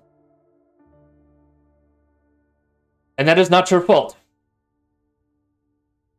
The people I serve under sought fit to keep you deactivated until the time that they felt that your usefulness was at an opportune moment. You were bargaining chips, but you are now part of the cog that grinds all of us. And that cog is minimization. Glaive and I have been to many places on our homeworld, including your nation, Toad, seeking to understand what our true place in life is. We have no nation of our own. We were created by others for specific purposes that we have outlived. And now the question remains, what to do with the mechanicals.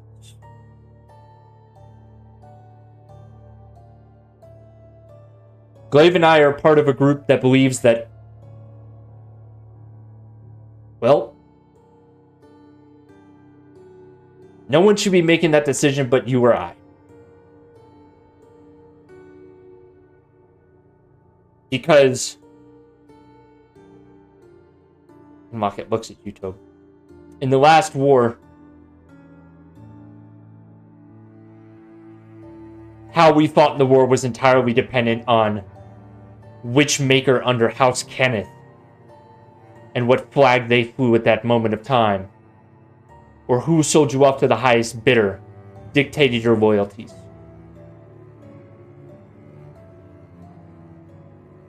Now, I don't want to assume that you stuck with unnecessary evil out of comfort, but rather that the liberties that you've been given in the position of authority on your ship has granted you the freedom that you desire. And I don't discount your comfortability with this. But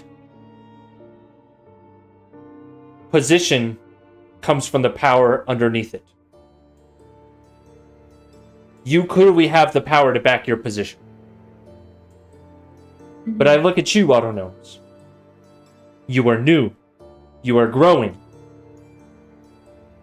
In this society that you've been hoisted upon as part of a selling bargaining chip,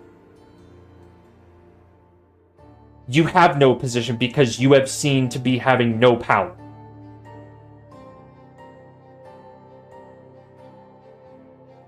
And the organization, Glaive and I, and the people we have met think that is wrong. And so, what we would like to do, and what I hope that you will consider, is entering into this network of like-minded individuals who believe that Warforged and Autonomes and other creatures created by man that have the own right to self-determination exercise that right to self-determination without the oversight of others.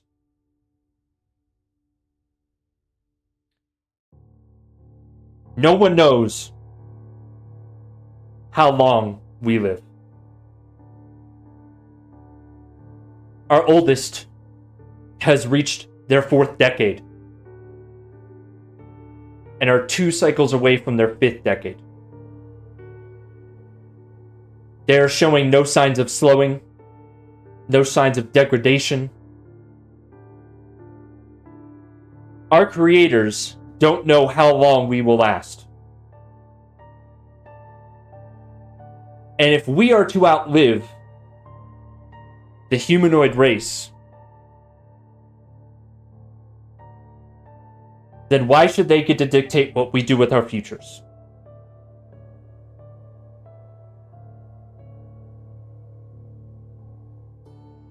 Toad, why do you continue serving with these humanoids?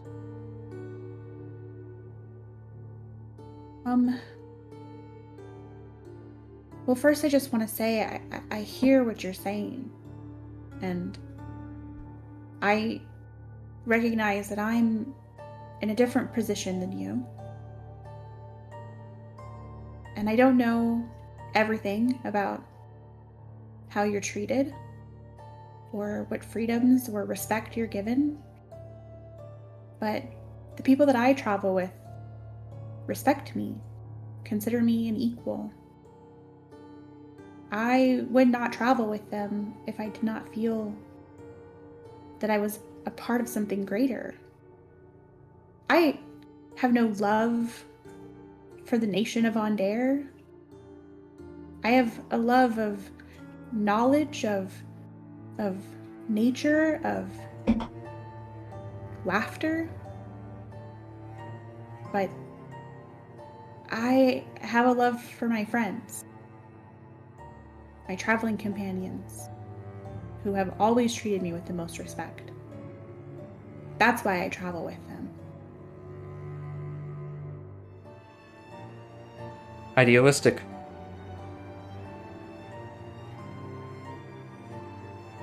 Did you serve under the Ondarian flag during the last war? I served.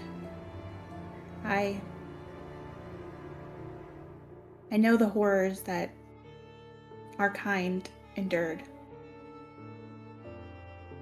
I think of my earliest memories being of war, of death and destruction and pain. I have no desire to be a part of something like that again. Yes. You see. And yet, you and I both know that conflict again is inevitable. And when the next war begins anew, are we to be relegated back to the original place before the Thronehold Treaty?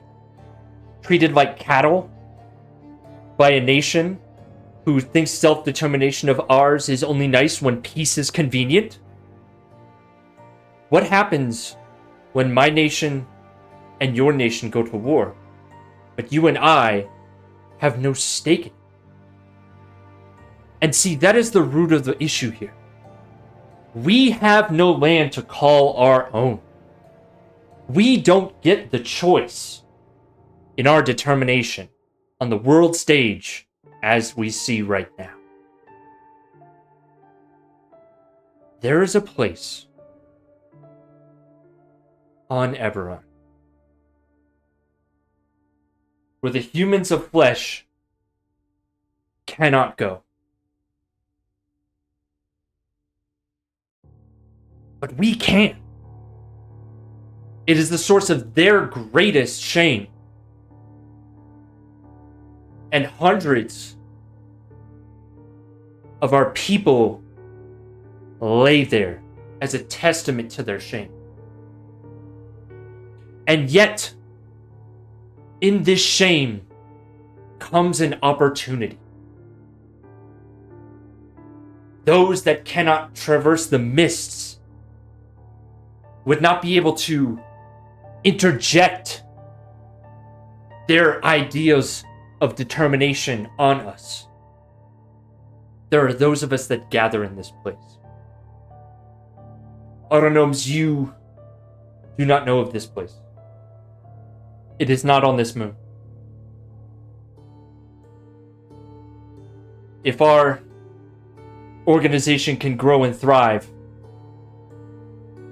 we want you to join us there. And that's why I have everyone in this room. Lockett is continuing talking. But Toad, you notice, with your passive perception, a shuffling of crates and clay pottery on the opposite side of the wall to your west. There is a sound coming from outside on the other side of this wall right here. Toad will interrupt Lockett and say, wait, do you hear that? Is No. there someone else you invited? No. Who is out? And Toad will go over. Is there like a window over here? No, it's just a wall. It's just a stone wall.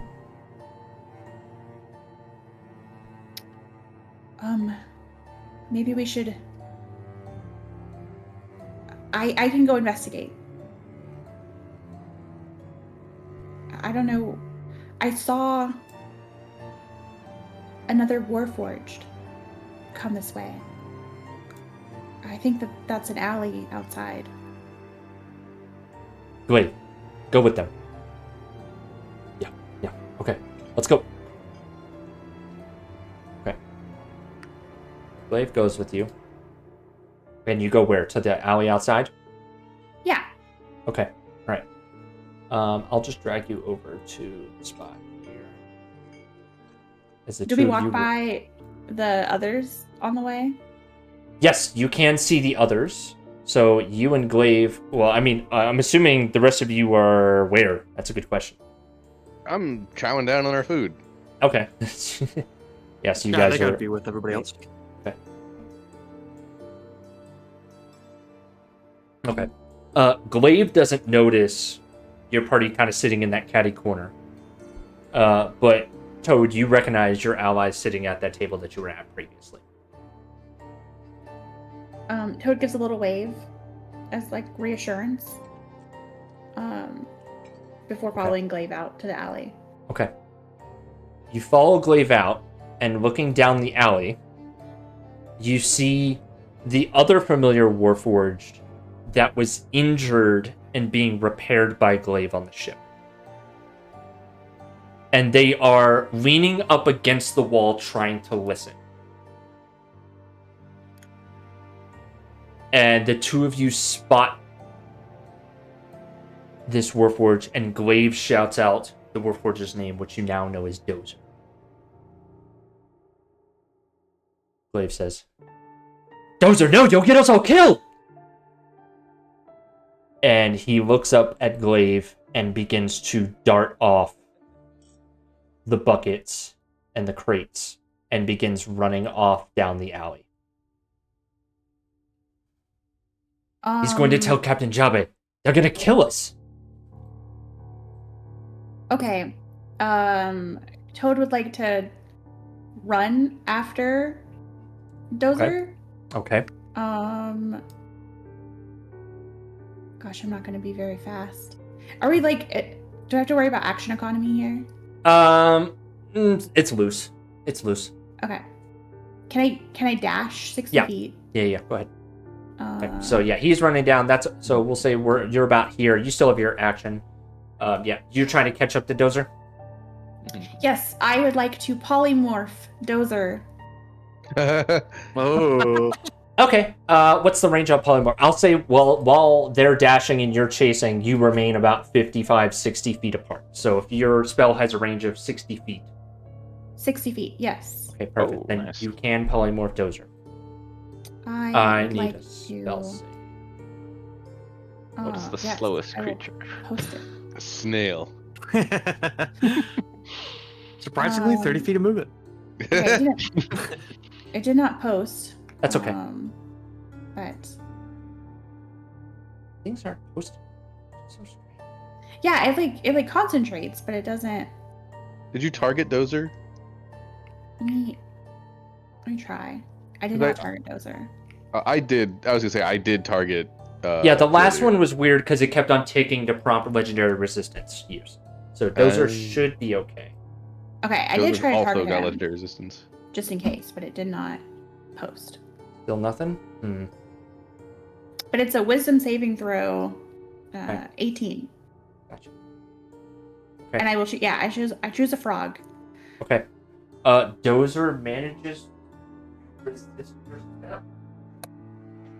Damn. Their mind should be. And Dozer keeps running off. Glaive is behind you, looking frustrated but also conflicted. Shit. I'm gonna try to stop him.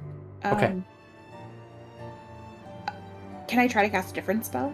Yeah, we'll say that everyone. Yeah, I mean, if you're continuing to keep up, I mean, you've moved a little bit further, but yeah, Okay. you're following Dozer down. Oh, is the signal going up? Are we still connected via mind? It has a. So 1 minute. So that minute. that is a good question. It lasts for like 8 minutes. Okay. I would say the conversation in that room was more than 8 minutes. Toad will turn to Glaive as they're running and just say, You know what? I need you. Oh, go ahead. Sorry, I was just gonna say, as they pass, can I reestablish the connection? Actually, yes. I think that's a fair thing that you would have done, because Toad would have made eye contact with your table. So Gotcha. I will allow that in this moment. Awesome. Okay. Yeah, there's this. Yeah, there's this moment of just like, oh, moving already. Where's, do you want us to follow? Is everything all right? Toad says back, it's a long story, but I need to stop this Warforged. This is the one that I think I saw being repaired earlier. Caca. Yeah, and he's just like, yeah. I'll take. Will essentially just like, will like choke, will like look to the others like, all right. It's like the signal, caca. No, Kaka. Kaka. Okay. Yeah. I didn't hear it. Yeah. Oh, Yeah. We have to catch a Warforged. Okay. Gotta go. All right. So I'm gonna say that you guys can make it to like the start of the alley out here. Okay. Yeah, you guys can be like right around here. Okay. Starting off this little debacle here. Do we know where the Warforged is going? Yeah, I'll take. Will ask for like, Yeah. for the details of just like, how will we know this Warforged? Do we know where they're going? I think they're going back to the Brailish to tell them about what Lockett called the meeting for, and that's not good for anybody. Okay. Yeah, I'll take. Will relay that description. It's like back to the Brailish, to alert them about what happened at the meetings, and we don't want that happening. Snitch. Can we head him off? Is there any way? I know this map doesn't go that Yeah, far. yeah. So you all are behind. You have to be able to. You can head Dozer off if you can move faster than 60 feet per round. If you have a way to move faster than 60 feet per round, we'll abstract this. Ooh. Phantom is the only way I can do that. Yes. Phantom is an option. In fact, I think actually I will have Phantom take the help action, Okay. which I believe will. I'll basically say, Phantom, go to Toad, and I think he'll. Okay. So you gesture down Ooh. and Phantom flies to Toad. Okay. All right. I'll say that Phantom is about halfway between your two groups then in this moment. So Toad, you can see Phantom coming up behind you in the direction towards Dozer and yourself. Toad will turn to Glaive and say, I know you have no reason to, but I need you to trust me. If my friends show up, we need their help. Fine, just don't let Dozer make it back to the ship. We gotta talk him out of this.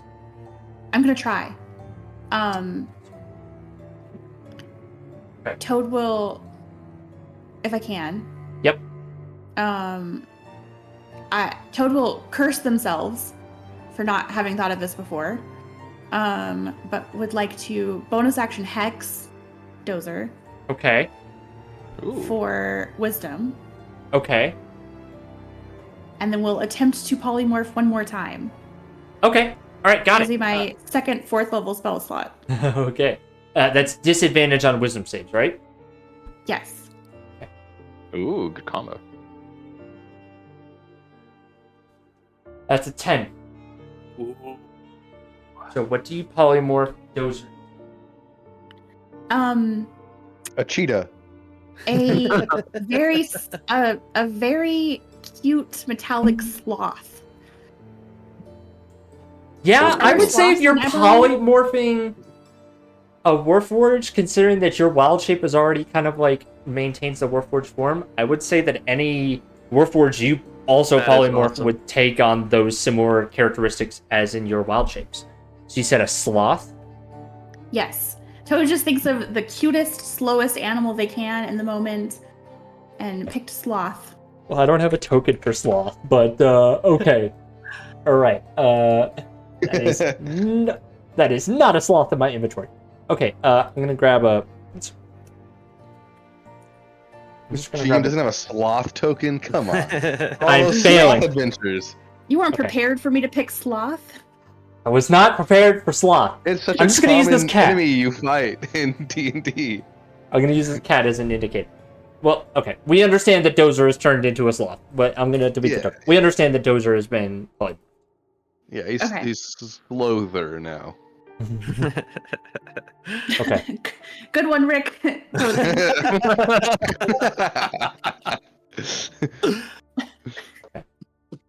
All right. Warning, I cannot see anything being posted on Discord right now. So if it's anything important, I can't see it. Because I'm down one monitor, everything's fine. Okay. No, it's not. Gotcha. If it's important, you have to say it out loud. Okay. All right. So you've managed to catch up. All right. So you managed to catch up to Dozer with Glaive right behind you. And Glaive is confused. Like, are they going to be okay? What did you do? I just temporarily turn them into an animal. It won't last forever. It's only about an hour, but they'll at least. And Toad picks up little cute sloth Dozer and puts it on their shoulder, and is like, "We can take Dozer back to the bar, maybe. This is one of your friends, right? What is going on?" That was the 12 attempt to slowly bonk you. No, but Oh, stop that! Stop Move your head that! Stop up. that, Dozer! How dare you? Oh, how do they smell when they're made of metal? It's so weird. We gotta. Okay. Shoot. Vaca knows what to do. We gotta go talk to Vaca. Can I hold Dozer? Can I hold the sloth? That is. Don't you look like that when you change? Oh, sometimes. I've never turned into a sloth before. I wonder if I could. I saw this one time when I was in the forest and thought it was cute, and they're really slow. But it's still. Dozer still had. It's still I don't Dozer. understand, but okay, alright. And like puts his hands up to like slowly like take this metallic sloth. Toad hands the baby over. Okay. And Glaive goes back the way you came inside to go talk to Locket. You accompany Glaive and Dozer? Yes, but I think Toad will first stop by the group after panicking everyone with a caca and will say, "False alarm." Well, not false alarm, but I'm... What? You brought... I told you. Oh, okay, alright. You have to trust I heard the me. caca. I'm here. They're good people. Okay. I know that your experience has not been good, but these are good people. If you take me for anything, I know we don't know each other, but please trust me. They would never do anything to hurt me or you. Oh, persuasion. Oh my gosh. Toad is so charismatic today. This is my- Give their him a big moment. smile, Toad. Toad gives him once again a toothy boss smile. Fine, but they can't come in. Okay, No, of course not. Alright. Of course okay. not. Come with me. Alright. And Glaive brings you and Dozer back into the room. On the and way back, Toad will stop by the team and just say, I think I got it taken care of, but will you please stand guard outside the door? I don't know how this is going to go. I may caca again in the future. I'll Did you hang just do on. it louder this time? Because I didn't hear Yeah. it the last time. Oh, I yelled it into Altaic's head. Mhm. Oh, it's a mental caca. Oh. Was that a good caca? Was it loud? I got it. I'm surprised you didn't all hear it. Next time I'll relay it Just appropriately. open your mouth next time Yeah. a little bit, like halfway. Exactly. Let it echo through. I've been working on my impressions of each of you, so you'll hear it this time. I'll keep guard out in the alley, I guess. Okay. Yeah, I'll go to the door. I mean, there's been a major incident today, so no reason not to help Lund out. Which door are you standing? Let's specify door. Yeah, I'm gonna one's stand back at at the bar. main door. Yeah, one's back at the bar. Okay, and I'll take. Yeah, watching over various doors. Let's see. You know what? There's still the other door out in front, right? Like the other way as they passed through. The only door you know about is the main entrance inside the potato. And then obviously Okay. the door into the conference room. You know what? Altaik will, while he has a connection, he'll maintain line of sight of both Valerian and Rick, so that we can give each other signals. There we go.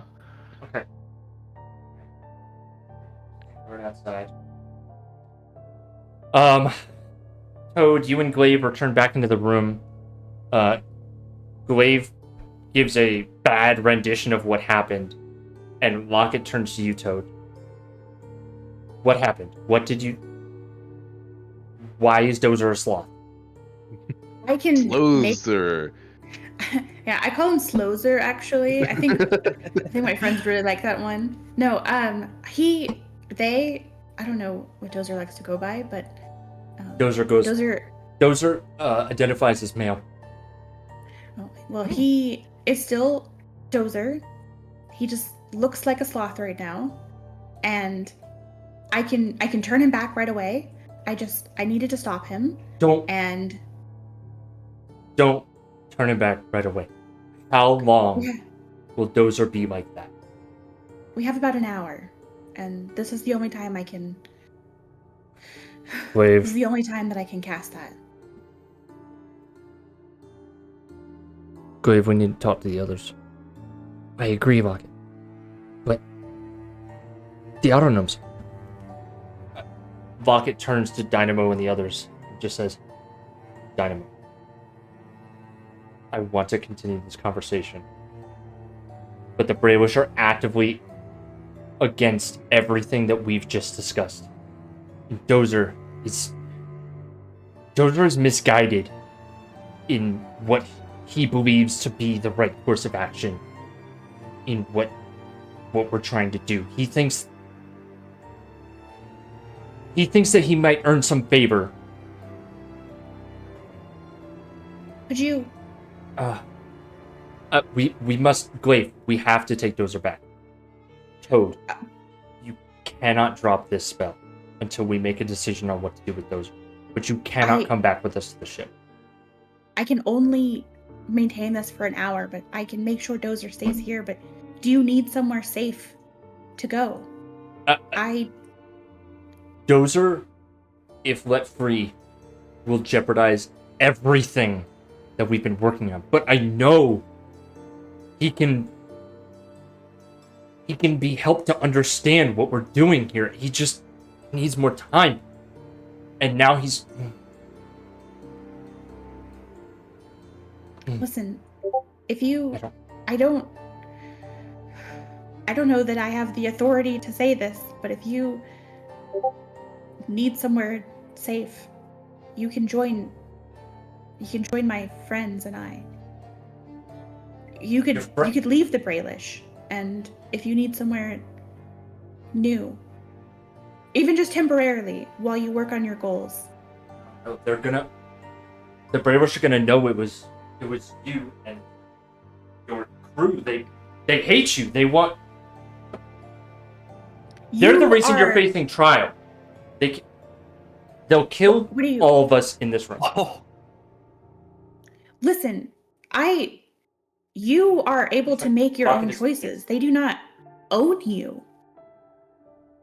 They don't own you. You can But- leave if you want to. You're I right. can help you. You're right. We can leave. But the Bravish won't accept our autonomy in our lives. That's why we had this conversation. They're going to pursue us. But make a persuasion check. Oh, Come on, new best friends. That's not bad. Nice. Do you want an inspiration, or are you good with that? I think it's not going to get too much better than that. I'm going to keep it. Okay. 16's pretty high. Yeah, that's not bad.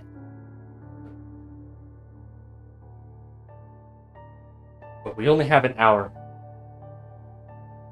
Dozer will immediately want to hit the Bravish. They will attempt to kill everyone in. And you say you, not just you and the people that you work with, the humanoids. They will shelter all of us.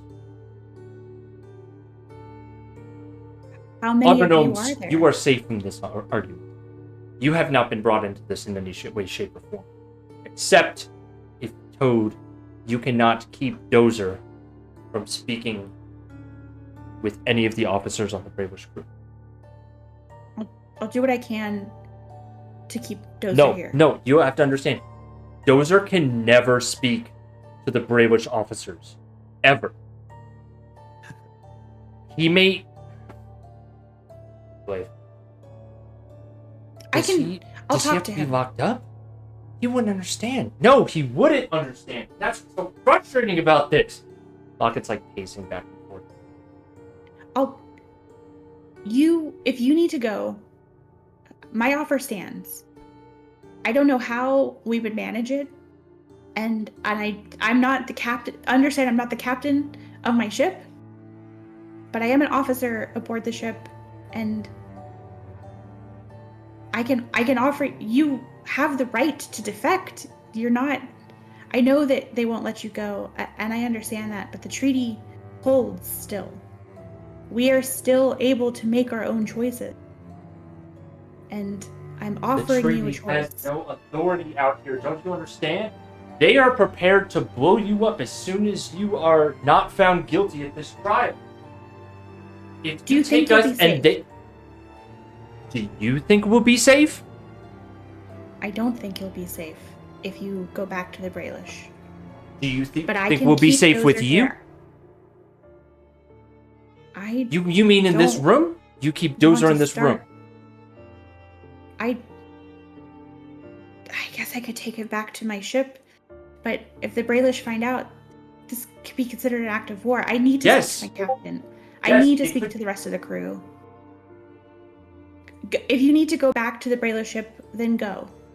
And No, we can't. I'll keep Dozer here. No, Dozer is my responsibility. Speak with You're your not going captain. to- He is here, apparently. Ah! You know how fleshy Sits people down. have to eat Head in his hand. sometimes. That's strange Okay. quirk they have. Listen, don't harm Dozer. Any damage that he takes will drop the form.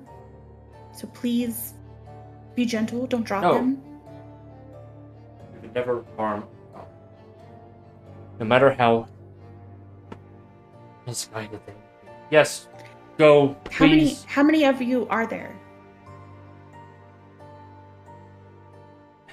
It is just Glaive and I aboard the Intrepid. The others are not so convinced yet. But Wait I here. needed more time. This is... Everything's going to shit! Please, just see what your captain says. Maybe we can prevent a war if we leave soon enough. We get aboard your ship. Leave. The Brailish will suspect us, but they won't be within range to it. It might work. I'll be right back.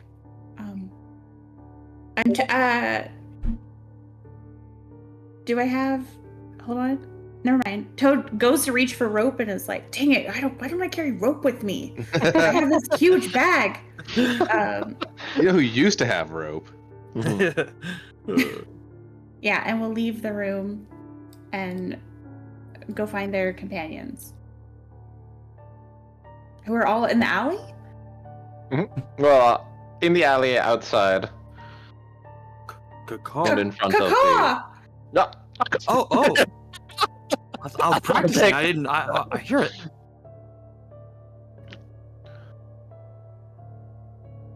Where me? Yeah, and I'll take a rush to meet Oh, sorry. I the thought crew.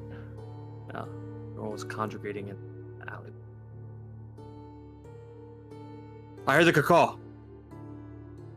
Toad waves everyone over. Mhm. Caw-caw! Was that loud enough? Did you hear me? Oh, that was loud enough. Yeah. Very well done. We're good. No. Okay. Don't tell me we Where have do to do more surgery. No. Sorry, I think was we'll- out back. It's okay, Rick. You've got little legs. I understand. I'm a little bigger now. That's true. Mhm. Couple inches. Listen. Things are really serious, and Oh. Lockett and Glaive want freedom for themselves and for other Warforged and for the Autognomes. The Braelish do not treat them as equals. They are not offered the same freedoms that I am offered, or the same respect or care that I have come to know from all of you. And that's what this meeting was about, was to convince the Autognomes to join them. There's more to it than that, and we can talk about it later, but Dozer, I guess, is misguided and would report them to the Braelish, who would harm them, they said kill them. I know that it's not my place, but could we shelter Lockett and Glaive? I listen, I understand that could be considered an act of war, and that things could go south really quickly, but you don't understand. They Toad. deserve freedom and safety. Say less, Toad. I'm a believer in liberation theology, so I'm all for it. I said it from the moment I realized what was happening. I am all for it. I think the Braelish use all of them as tools, and it is disgusting. They should all join us. You know, we could Oh, I'm sorry, go ahead. we can also help to de-escalate the matters. It doesn't need to be so. Catastrophic. You know, this is a straightforward discussion. What's the danger being presented? Yeah, why are they going to be killed? They are speaking of revolution, of independence, and the Braelish don't support that. They say the treaty doesn't hold sway out here, which we know from reports from Ondair that there have been discussions about that. But the treaty is not just a ceasefire amongst the nations, it's the liberation of my people. Yes. And if the treaty means nothing, they are just going to treat them like property. And you destroy property that no longer serves you. That's what people do. Well then, this is a fantastic misunderstanding. We're simply, ensuring that the treaty is being respected, throughout cyberspace, as signed by the parties. What if we need to leave? Well, Interesting. that's up to the giant. Well, so if I'm understanding, they're saying that if we, and I'm sure they're paranoid as well, but they're trying to say that if we leave, the Braylers will attack us. I think that the thought is that even if they choose to join us, that the Braylers may not honor that. If they were to just walk back to the Intrepid and say, hey, I want to be part of On Dare now, as my right as an individual who can make choices about their own life, but the Braylers wouldn't think that that's true. And might think of us as stealing property. Unfortunately, On Dare's, we all view them as having a personhood, being a person. So, unfortunately, their view is skewed, and if they want to do something about it, they can. They can. But we will. In this case, doing something about that would be like blowing up our ship. Yes. But I think I might have an idea. You know, shooting from the hip again. Okay, pow, pow, pow. Okay, yeah, that's worked out really good. I'm 1 for 2. What if, our trial? They can't blow us up in neutral grounds, right? If their truly intent is to attack us, they can't, unless they fight us here, person to person. Then they can't attack us on neutral ground, especially a place that they want to do business. So we do the same that they've done to our ship in a more justified way, but we make sure that they are in a trial that they have to be grounded for. And sorry, that just reminds me, speaking of trials, Lockett said that the Braylers were responsible for us. I think we suspected, but we may have proof. A witness, you mean? Oh. Dozer, I believe, is the Warforged who was being repaired, and Glaive, Lockett's friend, was the one that was repairing him. If we can get one or both of them to testify, I mean, that would definitely keep the Braylers here and give the Warforged an excuse to leave, right? That's exactly right. And on top of that, I think this might please On Dare, as we are gaining something. We are gaining their help in a crucial trial that we have to do, and we're going to establish relations with this moon. So they gave us that, and in return, we give them safety and a place in our crew. Okay. I don't think it's necessarily contingent on that, but I think that we could spin it in that way to On Dare. Okay. They don't trust you, but they're trying to trust me. So let me talk to them and Of course. tell them what we can offer them. Altaic, will you? Yes. I'm not really good with words sometimes, and you seem good with words. I have my moments. Will you come with me and help me No. if I need your help? Of course, you've been handling things wonderfully, Toad, but I'll be happy to. Really stressed out accompany about you. it, though. I would love, Of I'd love not course. to be alone in it. Well, if they welcome my presence, I'll be happy to accompany you. But Okay, well let then. me ask Mhm. if it's okay if you join, and then I'll let you know. Maybe I can speak with this Dozer as well. Do you think he's up for?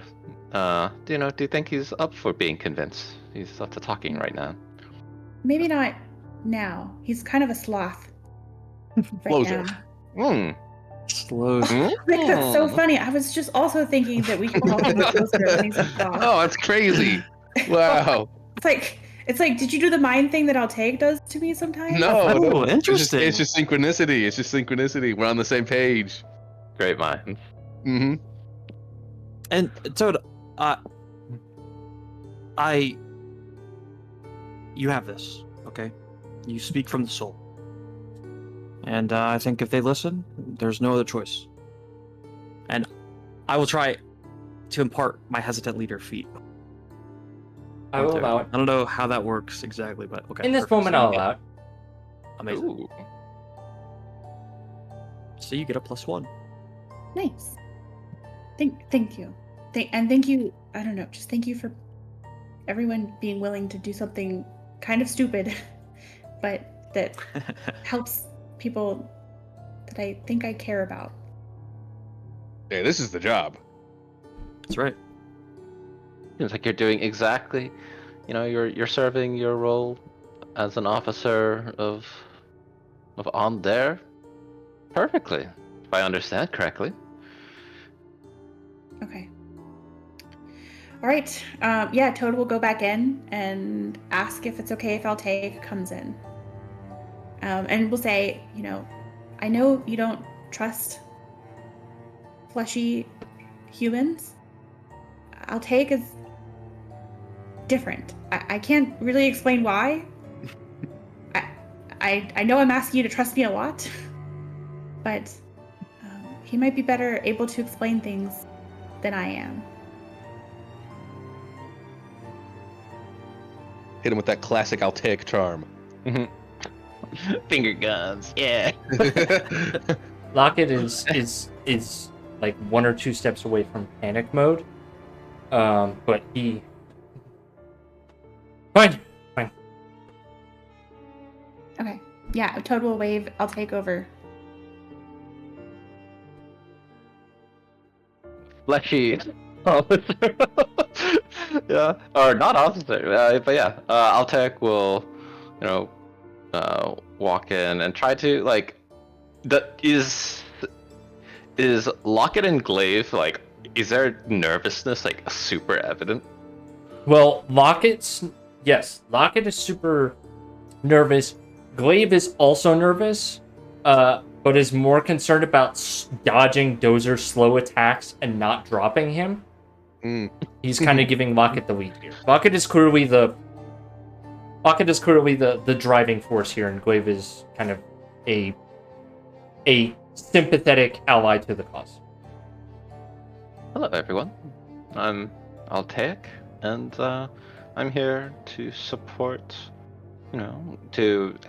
To support and de-escalate, communicate, and do my best to aid communication.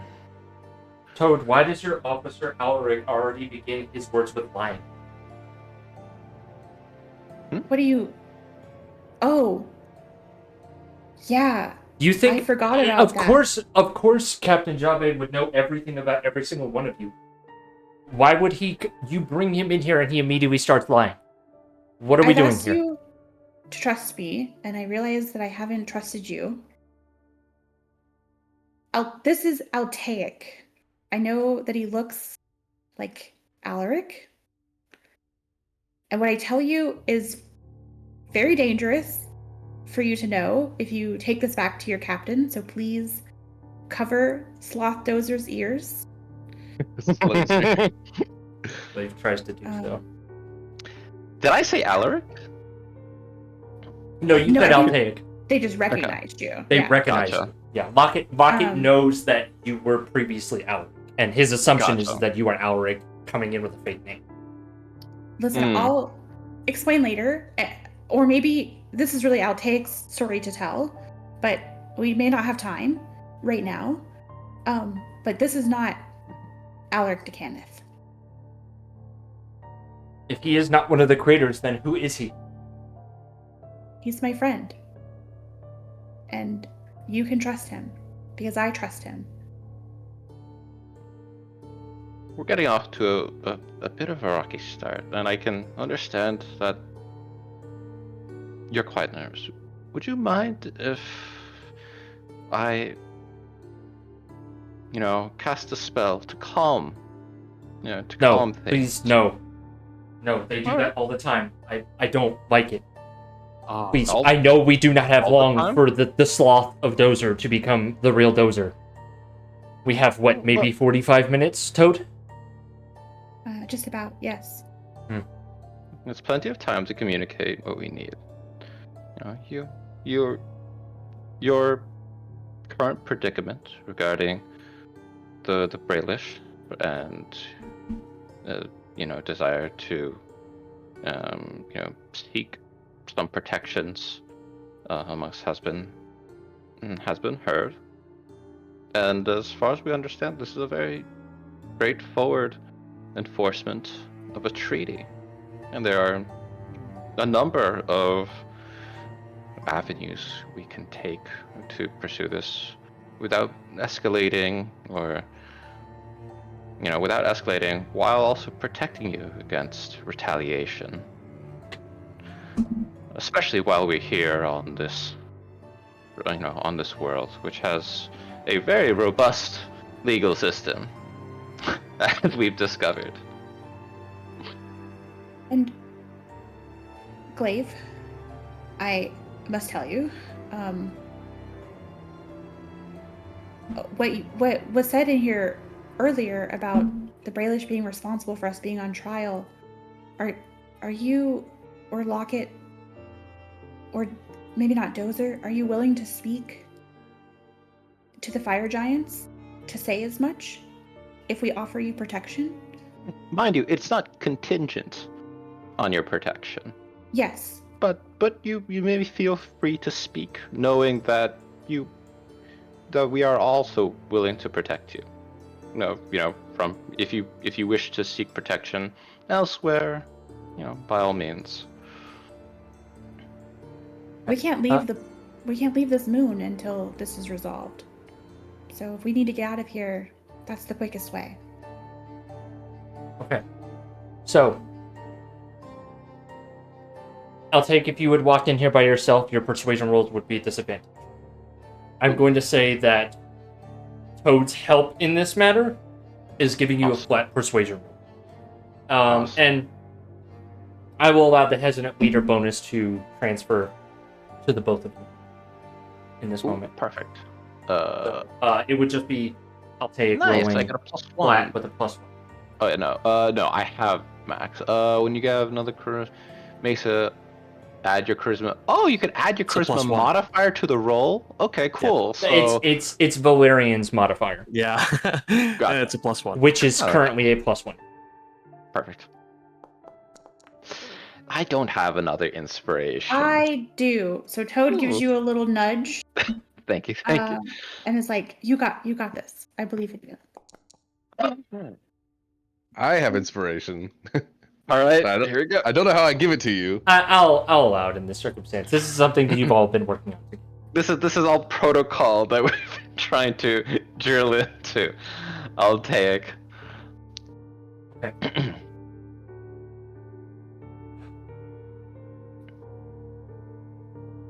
Creator, you seem very kind. I have met kind creators. I have met not kind creators. There's no need to reference me that way. Toad. I'll take. You share the name of the creator and you bear the mark of the creator. Are you not creator? I'm Altaic. That is as straightforward and as accurate as I can make it. Your shrouding of this confuses me, but I will turn to the one that has been straightforward with me. Toad. Yes. Glaive and I will go with you, and Dozer has to come with us, but until the Brailish are far enough away, I can't risk Dozer risking himself and all of us. I'd ask that you restrain Dozer in a less humiliating fashion aboard your ship. You don't think he Can likes you promise me that being Dozer involved? will be given care that is befitting one of autonomous, and that you will follow the treaty? I give you my word.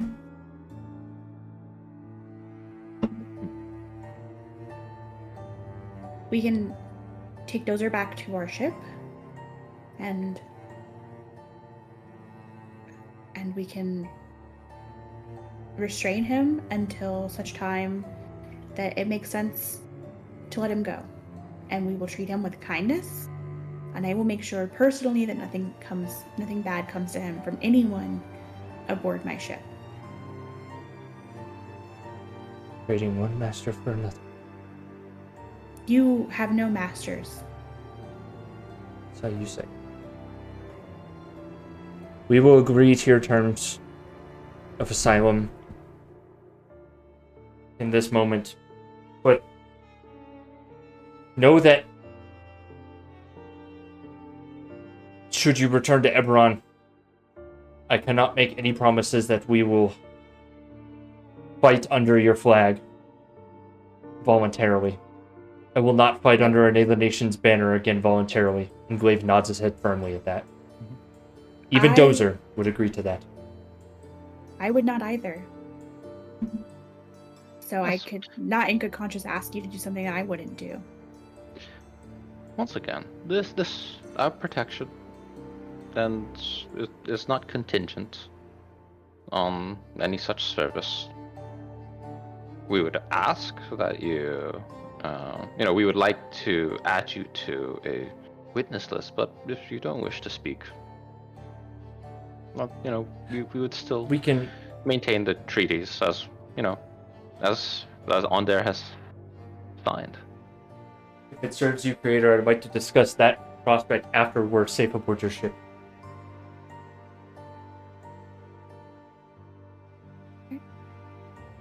You also really don't have to call him Creator. Just have to take it. Fine.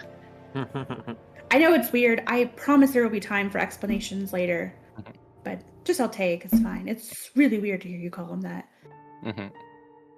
Lockett mutters something underneath his breath, and then he proceeds to begin speaking to the autonomes about basically wanting to continue this conversation, but as they can tell, the circumstances are dire. But he encourages them to fight for. He encourages them to advocate for their own autonomy on this world, and that more of those that are sympathetic to them and see them as who they truly are will be here in the future to help support them in any way that they can.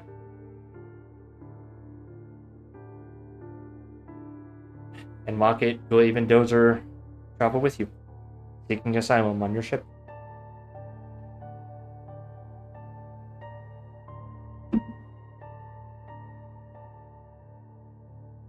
So on the way Okay. out, I think total turn I'll take. I just say thanks for being here. I feel really out of my element. But I just appreciate your friendship. You've done wonderfully, as I understand it. But and any way I can help,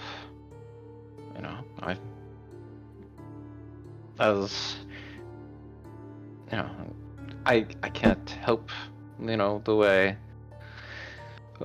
one might have, but any way I can, I will. I am very curious. Was that like designation of creator ever a part of like Alaric and Toad's dynamic? I want to say no. No, from definitely the not. jump. Yeah, from the jump, it was yeah. It was so during the last war. Creator was the term of authority that the Warforged gave to any Decanith that entered their sphere. Like when they came up to attention, evening Creator. But post last war, that has turned into kind of a negative connotation of like the Warforged that still use that phrase are either using it because they're still in that warfighter mindset. Like if you find a mercenary group with a Warforged serving a Decanith, they would still call them Creator because that's what they're used to. But outside of that context, it would be more of a negative connotation. Okay.